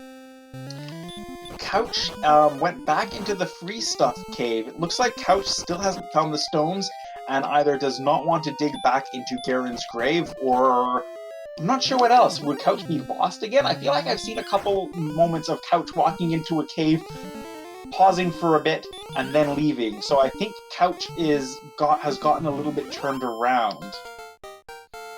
He did walk into Garen's grave, right? But admittedly, this is a tough map. I mean, you heard just a second ago, I was surprised when Vriaeliss walked south and found grave. I didn't realize the grave was out by the armor. But if the grave's way out there, it's a bit of a hike to get out there. We missed Couch's most recent level. Looks like a good one, 14 over 13, giving him 9 strength.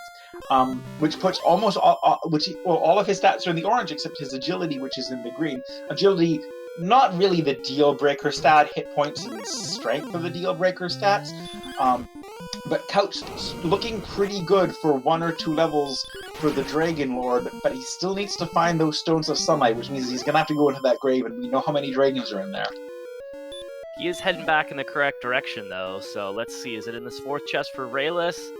It is. So Vriaeliss is going to go spend a little bit of time, admittedly not much time, but a little bit of time going to check that fifth chest, whereas once Couch gets into the grave, he's going to get to here and realize this is it, and he's going to be out of here. So a little bit of time that Couch will be able to save since he's already got the harp. Yes, and it feels almost like a waste with Hawk's Nest and the basement of Tangential both having Axe Knights available for use, and just in the business of running the errands and doing all of the exploring, Couch is at level 14, Vriaeliss is at level 13. They're not going to have to spend that much time grinding if the next couple levels are good. They'll be getting them on the way. This seed has been really scattered with all of the special items that you need, and a lot of the enemies on the way have been sending them back, giving them more chance to gain more levels, get more fighting in, but probably in a way that's making them feel a little bit anxious. Like they feel like they haven't really even started their grind yet, and it's been an hour and 20 minutes. They could start being a little bit reckless maybe, or start to take risks in hopes to get ahead of somebody. Well, yeah, doing a little bit of quick math here. 127 attack power, you're going to be doing on average 6 to 13 to the Dragon Lord. Well, that's your, min-max range. Average of 9, you're going to want about 17 attacks, and we don't have the MP for 15 heal mores to get first and last attack without a heal more. With 78 MP, or let's just say we get our 10th heal more, let's say the next level gives us 2 MP. With 10 heal mores, we'd want to get our attack power up into the high 130, 136, 137 area, so we still have about 10 or 11 more power to go. Yeah, that could be the next couple levels, or we've all seen before where 1 strength, 2 strength. We've got an Axe Knight grind, so, in this case, I kind of hope our runners don't go on the borderline ones, because the Axe Knight grind boy, the Axe Knight will hand you levels. If you're not sure and you need a level, hello, Axe Knight. Yes, and it's always so interesting watching the runners when they decide if they want to go on the borderline level and make that risk, or if they think, no, I want to wait for that sure thing, because they know how much time gets wasted diving into Sharlock. It's usually around 7 minutes to dive all the way through Sharlock, fight the Dragon Lord, and if you end up losing, and if they're not getting experience from any of that, that's just going to give somebody else who, if they're just fighting Axe Knights, a chance to get a level, maybe even 2 levels by that point, and that's going to give them the victory. Couch deciding, I've got everything I need. I found the Stones of Sunlight, it looks like. He went through the into the grave. I'm going to get those levels. I'm going.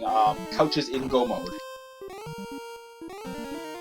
Yep, he's going to take advantage of those Axe Knights, and he's going to be, 1200, so he's going to need 9 or 10 more to get himself up to level 15, and we'll see if 15 gives us what we need.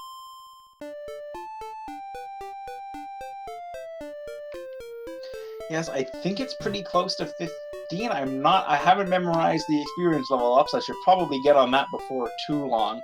But I think he's getting pretty close to it. And you're going to see this experience gap just get wider and wider and wider as Vriaeliss wanders around trying to find what he needs. Well, totally not reading off a sheet that I totally don't have right in front of me. Level 15 is 7,500 experience, so a few more to go for Couch. And I have a terrible fear. I think Vriaeliss died before he got to the final chest in Garen's grave, and he might be going to dive the whole thing again to try and find it. Oh, I missed that. I thought he got the last one. I hope not, but let's see. Couch picking up. Oh yeah, I think we saw. Did we see his rainbow drop? Anyway, he did get the rainbow drop. He doubled back to Hawksness. Yeah, Couch is definitely in grind and go mode. And yeah, Vriaeliss, Lord of the Synth, absolutely right. Needs to find the Tantago basement. Needs to get to Swamp Continent. Get to the bonus cave. Get that harp. He knows where the harp traded is. He knows the rainbow drop is. Just needs that harp. Question from Rayska in the chat. Hopefully I pronounced that right. Out of curiosity, what's the etiquette of referring to dungeon maps during races and stuff, since they're the same as vanilla? I'm not sure myself because I haven't done races, but Zarnax42 has a answer that not discouraged at all. The only thing that is not permitted is watching other runners. So yes, there's a tracker that you can find that'll let you click out what your stats are, where the token locations are, and even scroll over to all of the maps of the dungeon so that you can bonk your way through in complete security. Yeah, you absolutely are allowed to use maps. The only thing is, if you're using maps, it's probably taking you a little longer to get through the dungeons. But yeah, it's a great way to get started for sure, because you run a few seeds with maps, you find out pretty quickly that you get used to the dungeons. They're not too terrible. Once you run it, 4 or 5 times, you get that familiarity. Even Sharlock, which I remember when I first started, I thought I am never ever going to learn this, and I'm staring at maps, and by the time you've done about 5 of them, you're like, oh, I don't really need this map anymore. So it's a great way to get started, not discouraged at all, and you find you don't really need a map for a little while. You're able to get rid of them much faster than you'd expect. Yeah, once you get the sense of where the directions are going, most of the trouble that I've always had is coming from the fact that with the torch, you can only see one ahead of you, so it's really hard to tell exactly where you are or what the location around you is. But once you've got even that little bit of experience going through those dungeons, they get a lot faster to navigate blind. Couch making his way back for a second dip at the Axe Knight. 7,300 experience points, he's just cusps away from it. Vriaeliss looks like he's looking to try and find the harp. That's the only thing that he's missing. And at this point, he probably has to be aware that he's looking for the... is he running for the inn, or is he getting the... Yes, he hasn't checked the Remolder room, and other than that, I think it's just the free stuff cave left. Ooh, 6 power, another heal more. This is gonna put Couch in very, very close to go mode. Looks like it's just shy, but it's extremely close. Yeah, I think that's 8 to 16. So that would be like, I think 11.5, 12 for damage. Yeah, he's just too short to get it. He would. This is a situation where you would, if you wanted to have a go for it, you would have to be willing to swing on 47 and 48, which is a huge risk to take, but if it pays off, gets you there a level faster. Yeah, you're absolutely right. On that Dragon Lord map, we're just shy of the next damage range, so we are still on 8 to 16. You'd want on average 13 swings. You get better than average rolls, you could do it, but on average you want 11 heal mores, and we're stuck on 10. That's assuming you get all the resources to the bottom. We've seen a lot of Sharlock sleep enemies, and currently Couch is only defense breaking the wizard, so he might be concerned also about getting all the resources to the bottom. And as we said before, and as Lorgon said in chat, 3 minutes to get a level off the Axe Knight on average. We can invest 3 minutes to get another level in this case. This is way too borderline to pass up this Axe Knight grind.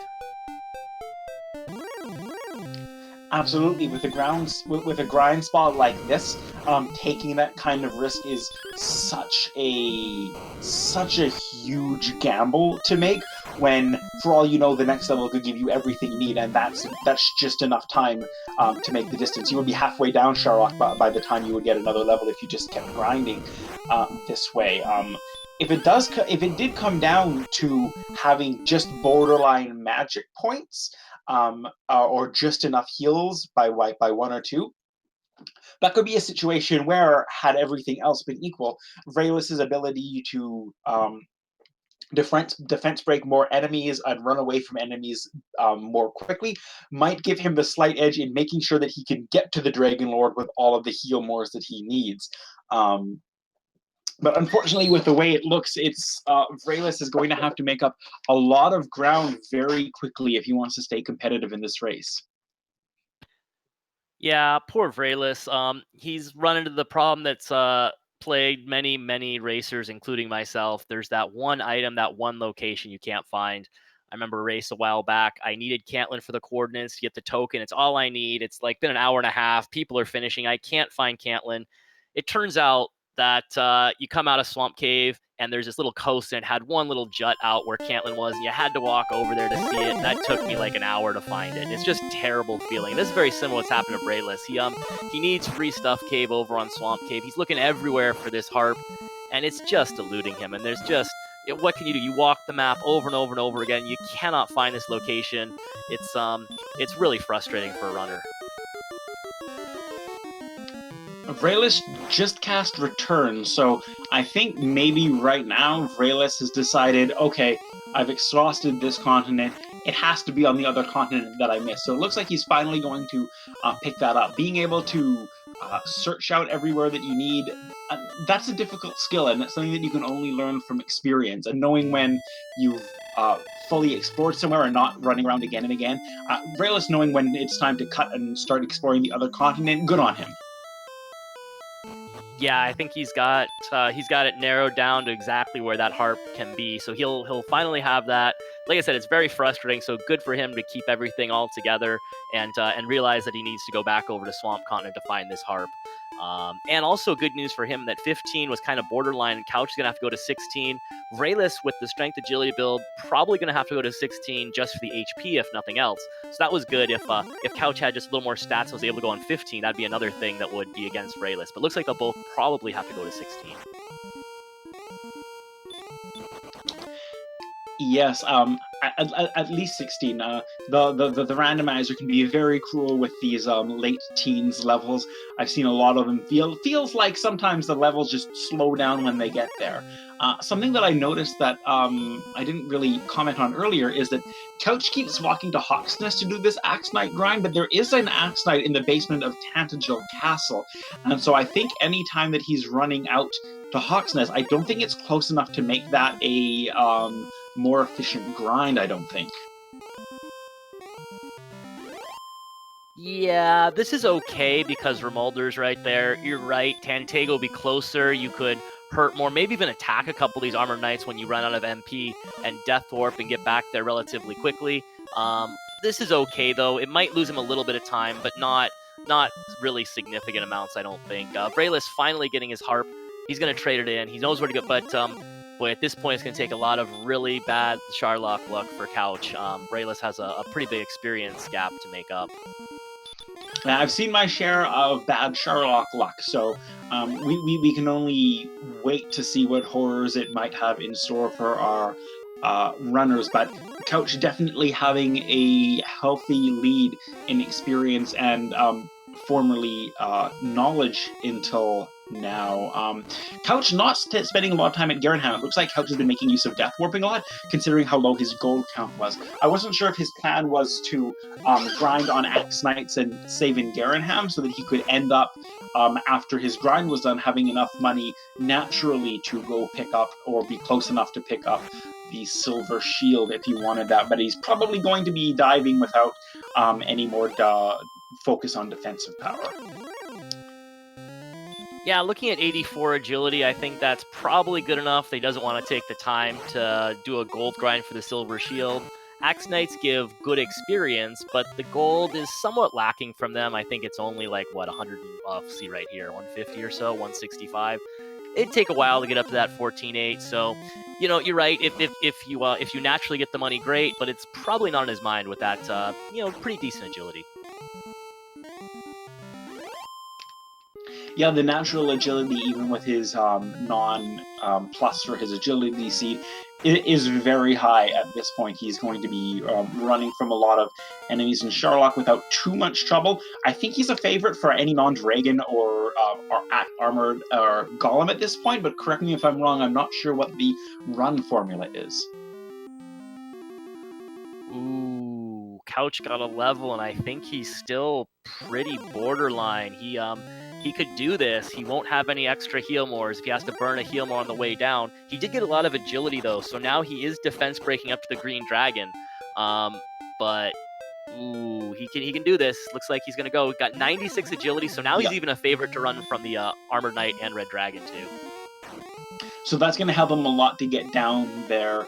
I mean, I've seen a lot of people who are favorites to run from the Red Dragon still get blocked by them. The Red Dragon doesn't really. The Red Dragon, much like many of our community, also thinks that agility is fake and won't really worry about the odds for that one. Although right now Couch looks like he's going in, so we're going to have to see what kind of luck he gets on the way down. I wonder if he is or not. I feel like if he was going, he'd cast Return and swing by Garenham to refill. I wonder if he's a little worried about maybe seeing Sherlock enemies with sleep and no extra heal mores to burn. I wonder if he's going to take 3 minutes here and go to 17. If he does, this might give Vriaeliss an opportunity to go a level early, go on 6.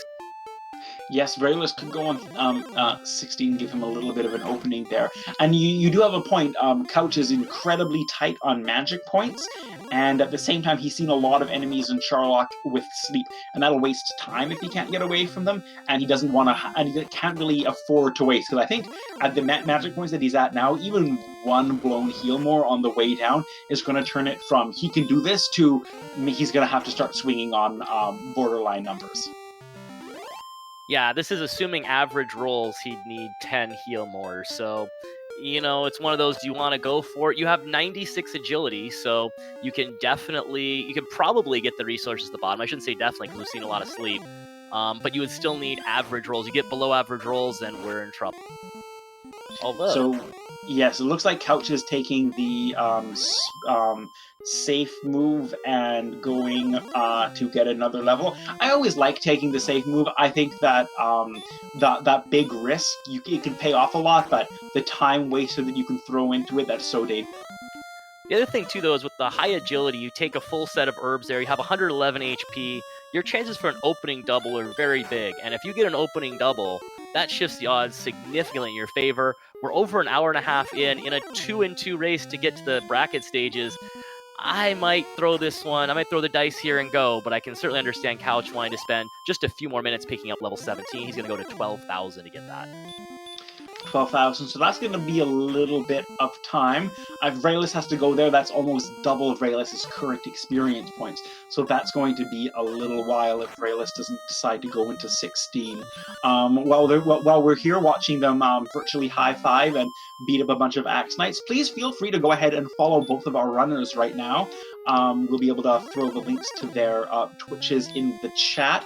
Always entertaining to watch them run. They do great work.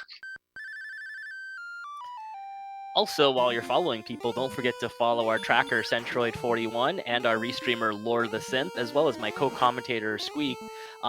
They're all doing great jobs too to bring us this late night Dragon Warrior, so give them a follow as well. Oh, Couch running into a golem on the way out and is not going to turn down that extra experience points. One of the things that I wonder, and this is about like the runners themselves. I don't know the runners particularly well, but I'm wondering if, knowing that you're 2-2, knowing that you're an hour and a half in, seeing a level like this, are these the kind of runners that are going to think, okay, I have to go now because I need to take this risk to get ahead? Or are they going to think, I could lose if I make a bad mistake, I'm going to play a little bit more conservatively? Is the pressure going to make them a little bit more reckless, or is it going to make them a little bit safer? For Couch, it looks like it's making him want to be a little bit safer, because I've seen a few people in the chat thinking, I think I would go on this time, and a few people saying, like, it's a little bit dicey for me. Answering chat, experience for 17 is 12,000. So yeah, with these Axe Knights going down quickly to hurt more, 130 a pop, it won't take too long to get there. But we've seen plenty of these races in this tournament that are decided by 1.5, 2 minutes, and you're going to spend 3 or 4 minutes getting that extra level. It's really a toss-up here, right? Because you could do it on 16. It kind of comes down to whether you feel like you're ahead or behind. Of course, the runners have no idea where the other one is, so if you feel you're ahead, maybe Couch feels like he's ahead. He might say, I have the time to get this extra level. Maybe Vriaeliss feels like after his harp troubles, he feels like he's behind. He might go on 16. So we could see synchronous dives depending on how each runner's feeling. Yeah, seeing a synchronous dive with different levels is going to be would be a lot of fun, especially with Vriaeliss's getting that little bonus for agility. If there's not a lot of agility that comes at level 17, that could even out their ability to dive through down into the bottom of Sharlock. Couch getting another golem. Really good luck on his off steps fighting these Axe Knights. That's only going to help him speed a little bit faster. He's only 3 Axe Knights away from the next level. Yeah, and Vriaeliss for 16 still going to need 9750, so he's a little ways away. He's going to need a more Axe Knight, so it may not be synchronous dives. We may see them both in Sharlock at the same time. I wouldn't be surprised if we see them both at Sharlock at the same time, especially if Sharlock ends up being mean and Couch needs to take a couple runs at it. Although, from what we've seen so far, I have no idea what's going to be in those Sharlock chests, because they found the ring, the scale, the death necklace, all of the key items in the sword, so they're not going to be taking a detour into the treasury. They're going to be going straight for the Dragon Horde. So that's going to shave off a little bit of time and a couple of encounters from them. Yep, we found everything we could care about in a chest. Couch getting level 17. I didn't see much. There wasn't any magic power then. Oh wow, their magic power is equal, and Vriaeliss is 2 levels behind. So that hurts for Couch, because those extra heal mores are kind of what's slowing him down, and I don't think he got enough strength to make up for that level of heal mores. It's still really iffy. Well, so if we're talking Dragon Lord math again, that strength does do one thing for us. 136, we were doing 9 to 18. Now we're doing 9 to 19. We're talking about only doing an average of 14. Only need 11 attacks now. So you can talk about doing it on 72 MP, maybe even on 64 if you can feel like you can get that opening double, that favorable DL1 battle. So I think that might be enough to, looks like it's going to be enough to get him to go. I think at this point, after taking the time to get 17, you don't want to take the time to get 18. That's going to be 14 to 50. That's a ways away. Yeah, that would take quite a while, and this late into the seed, and with so much of it of the time spent being looking for items, it's so easy to feel like you're behind, because you think they could have been gaining levels this whole time. What if they found everything really quickly? It's so easy when it's the when it's the item collection that is what's bottlenecking you to feel like you're the one that's behind, even if both of the people have been taking forever to catch the items like they were at this time. And yes, with 113 HP, do we have any out there, or maybe you yourself, I certainly can't figure out how likely you are to be able to get a double during the fight? I don't think Couch on 89 is going to be too likely to get a double. Vriaeliss does have a lot of defense power, and I think we saw level 16 had a pretty solid chunk of agility. If you get a couple of weak Dragon Lord attacks, you could start thinking about doubles, but Vriaeliss will have less HP. We might see one, but I wouldn't count on it. I would count on the opening double, taking herbs in and hopefully getting down to the bottom with a ton of herbs and maybe trying to use herbs and get a lot of HP into DL2 and get an opening double attack. But beyond that, I wouldn't count on it. You might see one if you get lucky, but I wouldn't count on it. Couch using Radiant, which at 85 MP, that's not a big issue. He's not losing a hurt more for that. But with a lot of these sleep enemies up here, and with as low MP as you have, maybe wanting to save that for a heal spell. But if you didn't have any torches, probably a better option than hiking out to try and find another one to save time. Vriaeliss picking up 16 and just instantly taken off. I am guessing he's going to dive. Well, he's about to go back to the castle, so I would not be surprised if he took a shot at Sharlock now. Oh, he has to get the rainbow drop still. Yes, Vriaeliss is going to need to pick up that rainbow drop. But the rainbow drop is just... No, the rainbow drop isn't in Garenhau. I forget where the jerk cave is. I think it's a little bit out of the ways. But have a look at Vriaeliss's defense points. At 102 defense points, even though his hit points isn't quite there, that's going to make his dive in Sharlock very, very easy. But I've been looking at Couch's screen on the corner of my eye while Vriaeliss is moving around. He's not having too much of trouble with the dive. Those Star Wyverns are not giving him any trouble.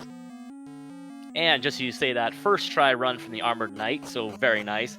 Yeah, Vriaeliss, he has enough HP to survive Dragon Lord, a couple attacks from Dragon Lord. He's not going to get doubles on 102, but that's amazing that his defense power is equal to his hit points. I'm not sure I've ever seen that, certainly not at level 16. No, Vriaeliss is going to be pretty safe from any of the enemies down there that give him a chance, but Couch is going to be coming up at the Dragon Lord. We do have one thing that we haven't seen yet, and that's that there is a spike tile just outside of the Dragon Lord, and neither of them know what it could be, although with the Fairy Flute, the Golem wouldn't be too much of an issue. I think it would only be a dragon that could really give them any big trouble at this point. None of the other spike tile enemies have been particularly nasty. Yeah, a red dragon could... Uh-oh. Couch gets away from the Armored Knight, though. A red dragon could force him to burn a heal more. If Couch has to burn a heal more, he'd really, really want to get that opening double on Dragon Lord, too. Meanwhile, Vriaeliss has the rainbow drop, so he is in good shape to dive into Sharlock, and all of a sudden, Couch had a really easy time getting his bottom floor, but this bottom floor may be giving him a little bit of trouble here. And he's not going to have a lot of herbs left, and what he wants to save those herbs for, of course, is to be able to kill the first form of the Dragon Lord with as high hit points as possible to try and get an opening double. If he ends up going in without many hit points, he's going to have to do another heal more right at the beginning. Oof, well, no need to burn a heal more on the spike tile when you excellent move a Stone Man. One more enemy to get away from. Oh, come on, come on. Oh no, this is the last thing that you want to see. Oh, he could have used a heal there instead of the, well, he does use the heal in addition to the herbs. So, yeah, he's kind of at DL1's mercy. He does have, on average, one extra heal more, but this might be a little tight. He's going to need average rolls at least, and definitely, as Lord of the Sin says, no back attack.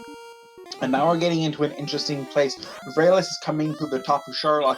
If this dive manages to work out for Vriaeliss, and Couch gets bad luck with this Dragon Lord who has just hit him with a hurt more, done well in defeating the Dragon Lord, only 88 HP left. Is he going to get ambushed by the big Dragon Lord? No! Oh, he doesn't get ambushed, and he goes, oh, he attacks on 48, and he's gotten 2 18s right off the bat, so I think we can work it. Yep, he can probably play it safe at this point and not have to worry about those risky attacks. That attack on 48, that's a scary one, because that's enough for the Dragon Lord to be able to end you. But he managed to survive. He had a good roll. I think this is his if he plays it safe. 48 is a little scary, not too terribly scary though, because all you can die at 89 defense power. I believe the Dragon Lord 2's max physical is 47, so he'd have to specifically Fire Breath and hit a 48. I think that, if I remember, is a 1 in 8 chance. So it's a little scary, but I like the decision there. Couch knowing it's going to be close, and it paid off with a really big roll. Yeah, Couch making his way through. I haven't been able to keep track of the damage that he's been doing. I've seen some pretty good rolls. I saw that 18. I saw an 11 earlier, but that's, I think, on the lower end of what he's got. His magic points are looking good. Vriaeliss running no problem from a golem on the way down, so probably won't be that far behind unless he gets stopped by any of the monsters in here or doesn't make it through to the Dragon Lord.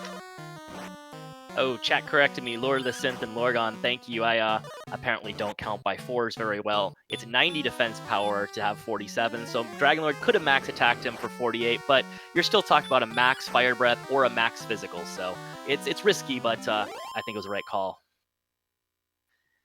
And good prediction, Kenjutsu. 1 extra heal. Couch taking down the Dragon Lord. He's going to win this race, and he's going to go to 3 and 2. He's going to be on his way to the bracket stage. GG's to Couch. Yes, get all of your GGs in the chat after a race that was really a big scavenger hunt. Couch has managed to slay the Dragon Lord first, and yes, he will be moving on to the bracket stage of the 2019 Dragon Warrior Randomizer tournament. And look who's come out on the bottom floor of Sharlock. Vriaeliss, for all the trouble that he had finding that harp, for all the trouble he had with the red dragons early on, he's on the bottom floor himself, not too far away from a Dragon Lord fight that is very winnable for him. Yes, he's, as you mentioned, without any more extra magic points, and Couch had an extra heal more, and Vriaeliss might be needing to use that heal more, but with decent luck on the Dragon Lord, he could be out just as quickly. And I think Vriaeliss is defense breaking the stone man, isn't he?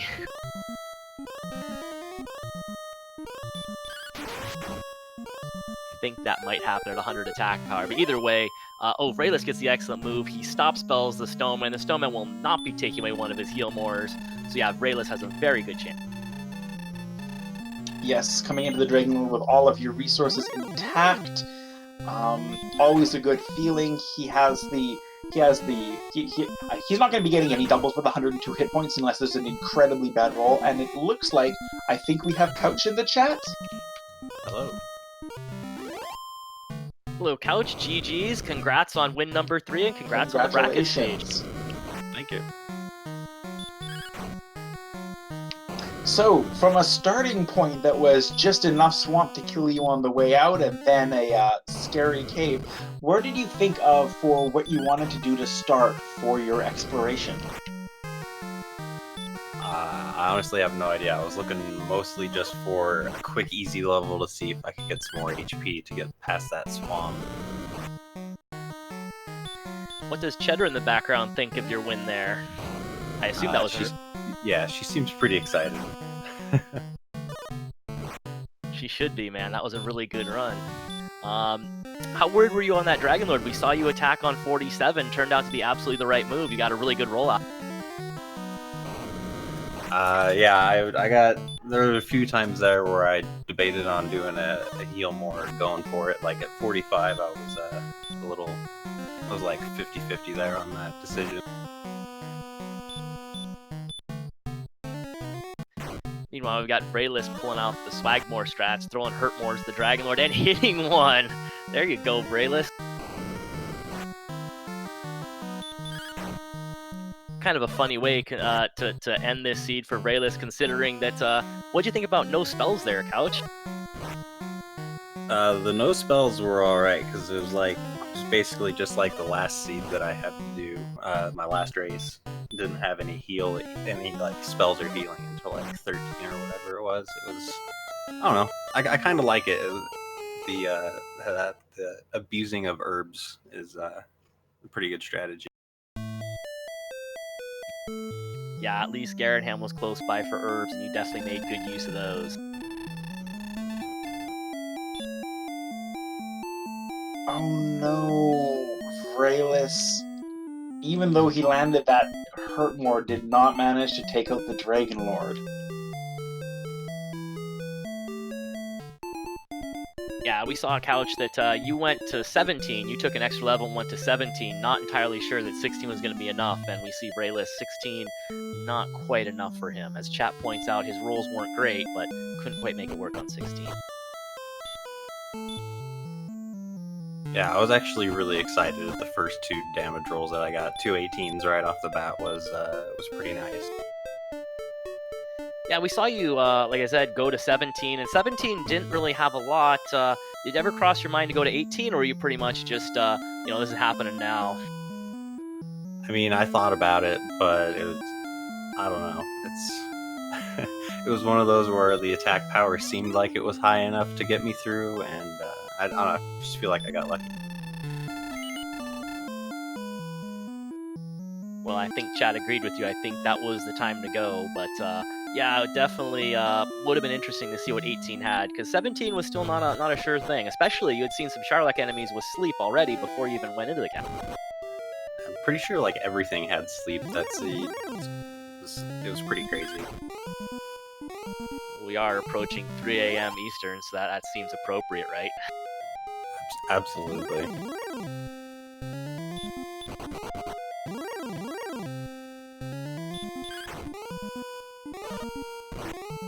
You see Vriaeliss deciding he's going to need 17, so yeah, he took the time, went for the Dragon Lord, but now he's going to kill a few more of these Axe Knights that hurt more and pick up 17. And 17, as we saw from Couch, should be enough to get him through the Dragon. So, Couch, you were, I think, at level 14 by the time that you really started your grinding in Hawk's Nest, just because of how spread out all of the items were and how tricky some of the caves were. It looked like the Grave and the Mountain Cave were both mostly covered in red dragons. When you get a seed like that and you feel like you're spending all of your time collecting items, do you feel like that makes you feel a little bit more comfortable, or do you start to get a little bit more on edge when you get into that situation? I usually start to get a little bit worried when I'm just like dying over and over, like I was, like all these like stone men that were putting me to sleep and these 4 or 5 turn sleeps that were just killing me. It's kind of worrisome.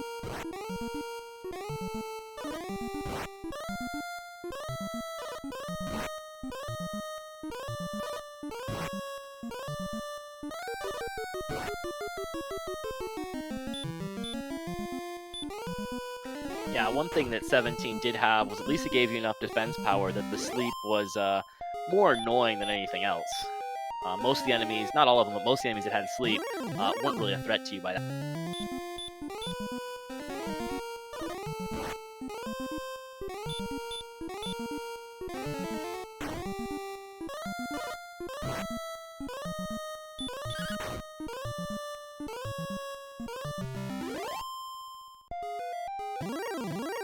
Oh yeah, as Vriaeliss goes and attacks this Axe Knight, I should point out, he's defense breaking it as well, so he could just attack it versus hurt more it. He can take his pick how he wants to kill these.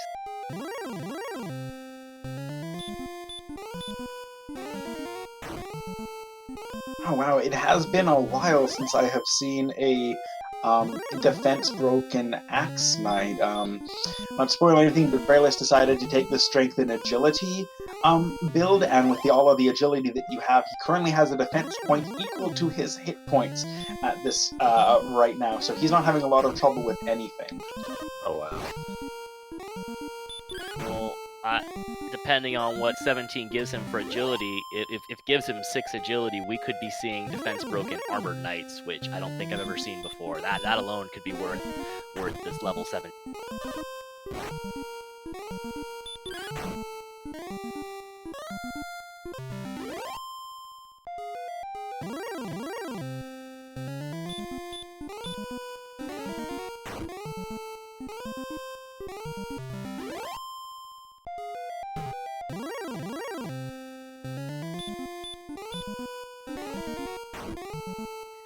So yeah, Couch, while we're watching Vriaeliss take out some more Axe Knights, tell us about your tournament so far. I mean, we see you're at 3-2, so obviously up and down. You do a lot of other randomizers, and you've kind of joined Dragon Warrior Randomizer, relatively recently. How's it been going for you so far in this tournament? How you? It's pretty enjoyable. It's a little frustrating at times. But yeah, no, I've been enjoying it. I came in expecting to go 0-5, so I mean, I'm happy with how I've played this tournament, and I can't be upset at all. So Yeah, you definitely have been much better than 0-5 for sure. You've had a really good run today, and it's gonna be fun to see you in the bracket stages for sure.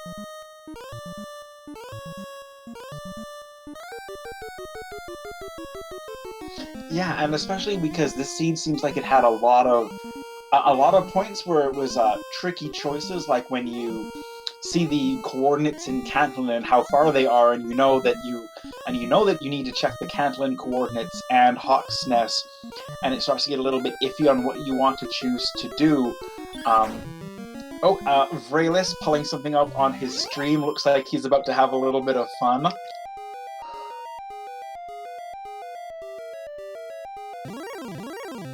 Level 30 is the max level.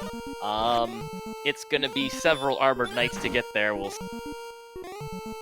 Axe Knights. I keep calling them Armored Knights. Axe Knights. It's gonna be a lot of Armored Knights too if he finds them.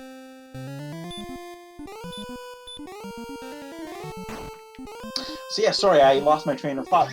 But Couch, when you were faced with some of those problems, when you found out what the coordinates were, what were you thinking about that? Were you thinking that you wanted to check out the princess right away, or did you think that you wanted to put that on the back burner because of the distance for it?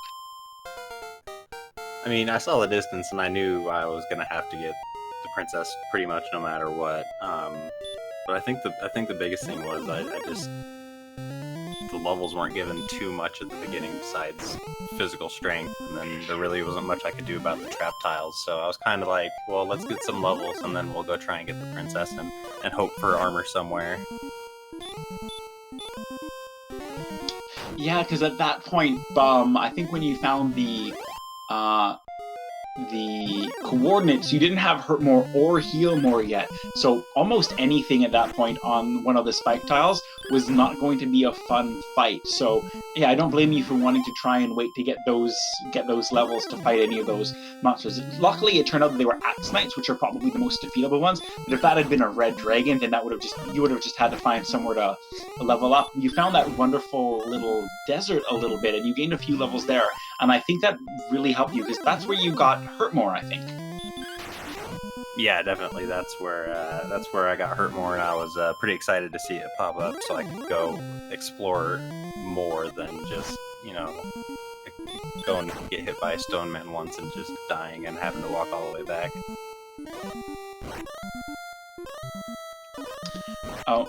Vriaeliss telling us in the race chat that if the streamers, trackers, and everyone else wants to go to bed, that's okay, because it seems like he's actually going to go for level 30, and if you're on the East Coast, that's going to take you well into dawn, I think.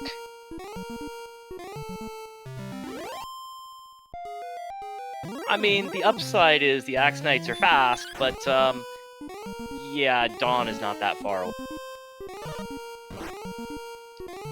So on that note, Couch, do you have any last sort of closing thoughts or anything about the race or the tournament so far, or anything you've sort of got on your mind heading into the bracket stage once we get there?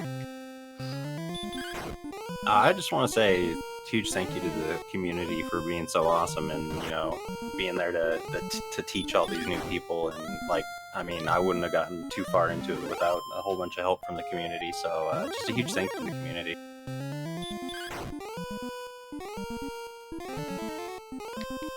Yes, the Dragon Warrior Randomizer community, it's a great community. I myself only started joining it on the first race of this tournament, so just over a month ago, and here I am in a commentator's booth. We have a Discord, and we're more than happy for you to show up. We'll show you the randomizer, help you through your first seed and all of the tiers that are going to come from that. So feel free to come on board. I think we have a command to put that in the chat so that anybody that's still up now at this hour can check it out and see what's going on.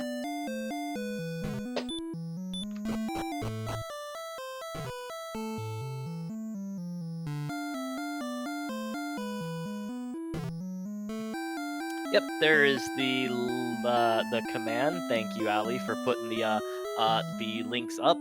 You can get to the Discord where there's all kinds of talk about the randomizer, all kinds of strategy talk you can find. You can find people looking for just practice races in between these tournament races you see. There's all sorts of things there. As our tracker Centroid gives us a sneak peek at what Vriaeliss will be seeing. Actually, he's only going to have 122 defense power. I'm a little disappointed at that, but there's your spoilers for what we're going to see at Vriaeliss at level 30. 200 magic power, 196 attack power, 181 hit points. That's gonna be a really fun. That's gonna be. I mean, he's out of the tournament now. It's ready for his catharsis, I think. I'm not sure he's going to need to use a heal more on the Dragon Lord too. Let's see, 206 attack. 196 attack power. Will it be 206 if he decides to put on the death necklace? Why wouldn't you? That's exactly. That's going to be interesting. That's going to be a lot of fun. He is going to be doing 53 to max damage. That's going to be fun.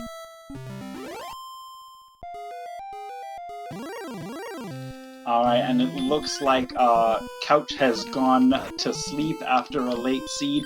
I think we're going to end up going to raid or host Vriaeliss's channel while he finishes out this grind, and probably the rest of us are going to get a little bit of some shut-eye in, I think. What about you, Ryga?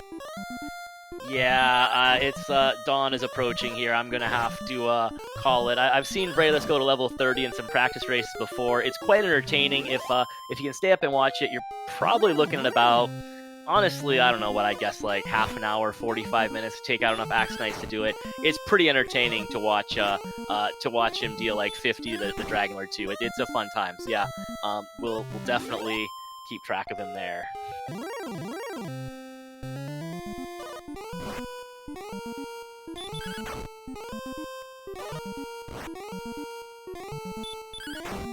Yeah, so thank you everyone for tuning into this very late night start and late race for the Dragon Warrior Randomizer, the 5th week of Swiss rounds, where we're going to be doing a lot of determining over who gets to make it into the brackets and whose tournament races end this week. So thank you for being here, and thank you also for supporting our runners, at least with their moral support as they go through these very tense races.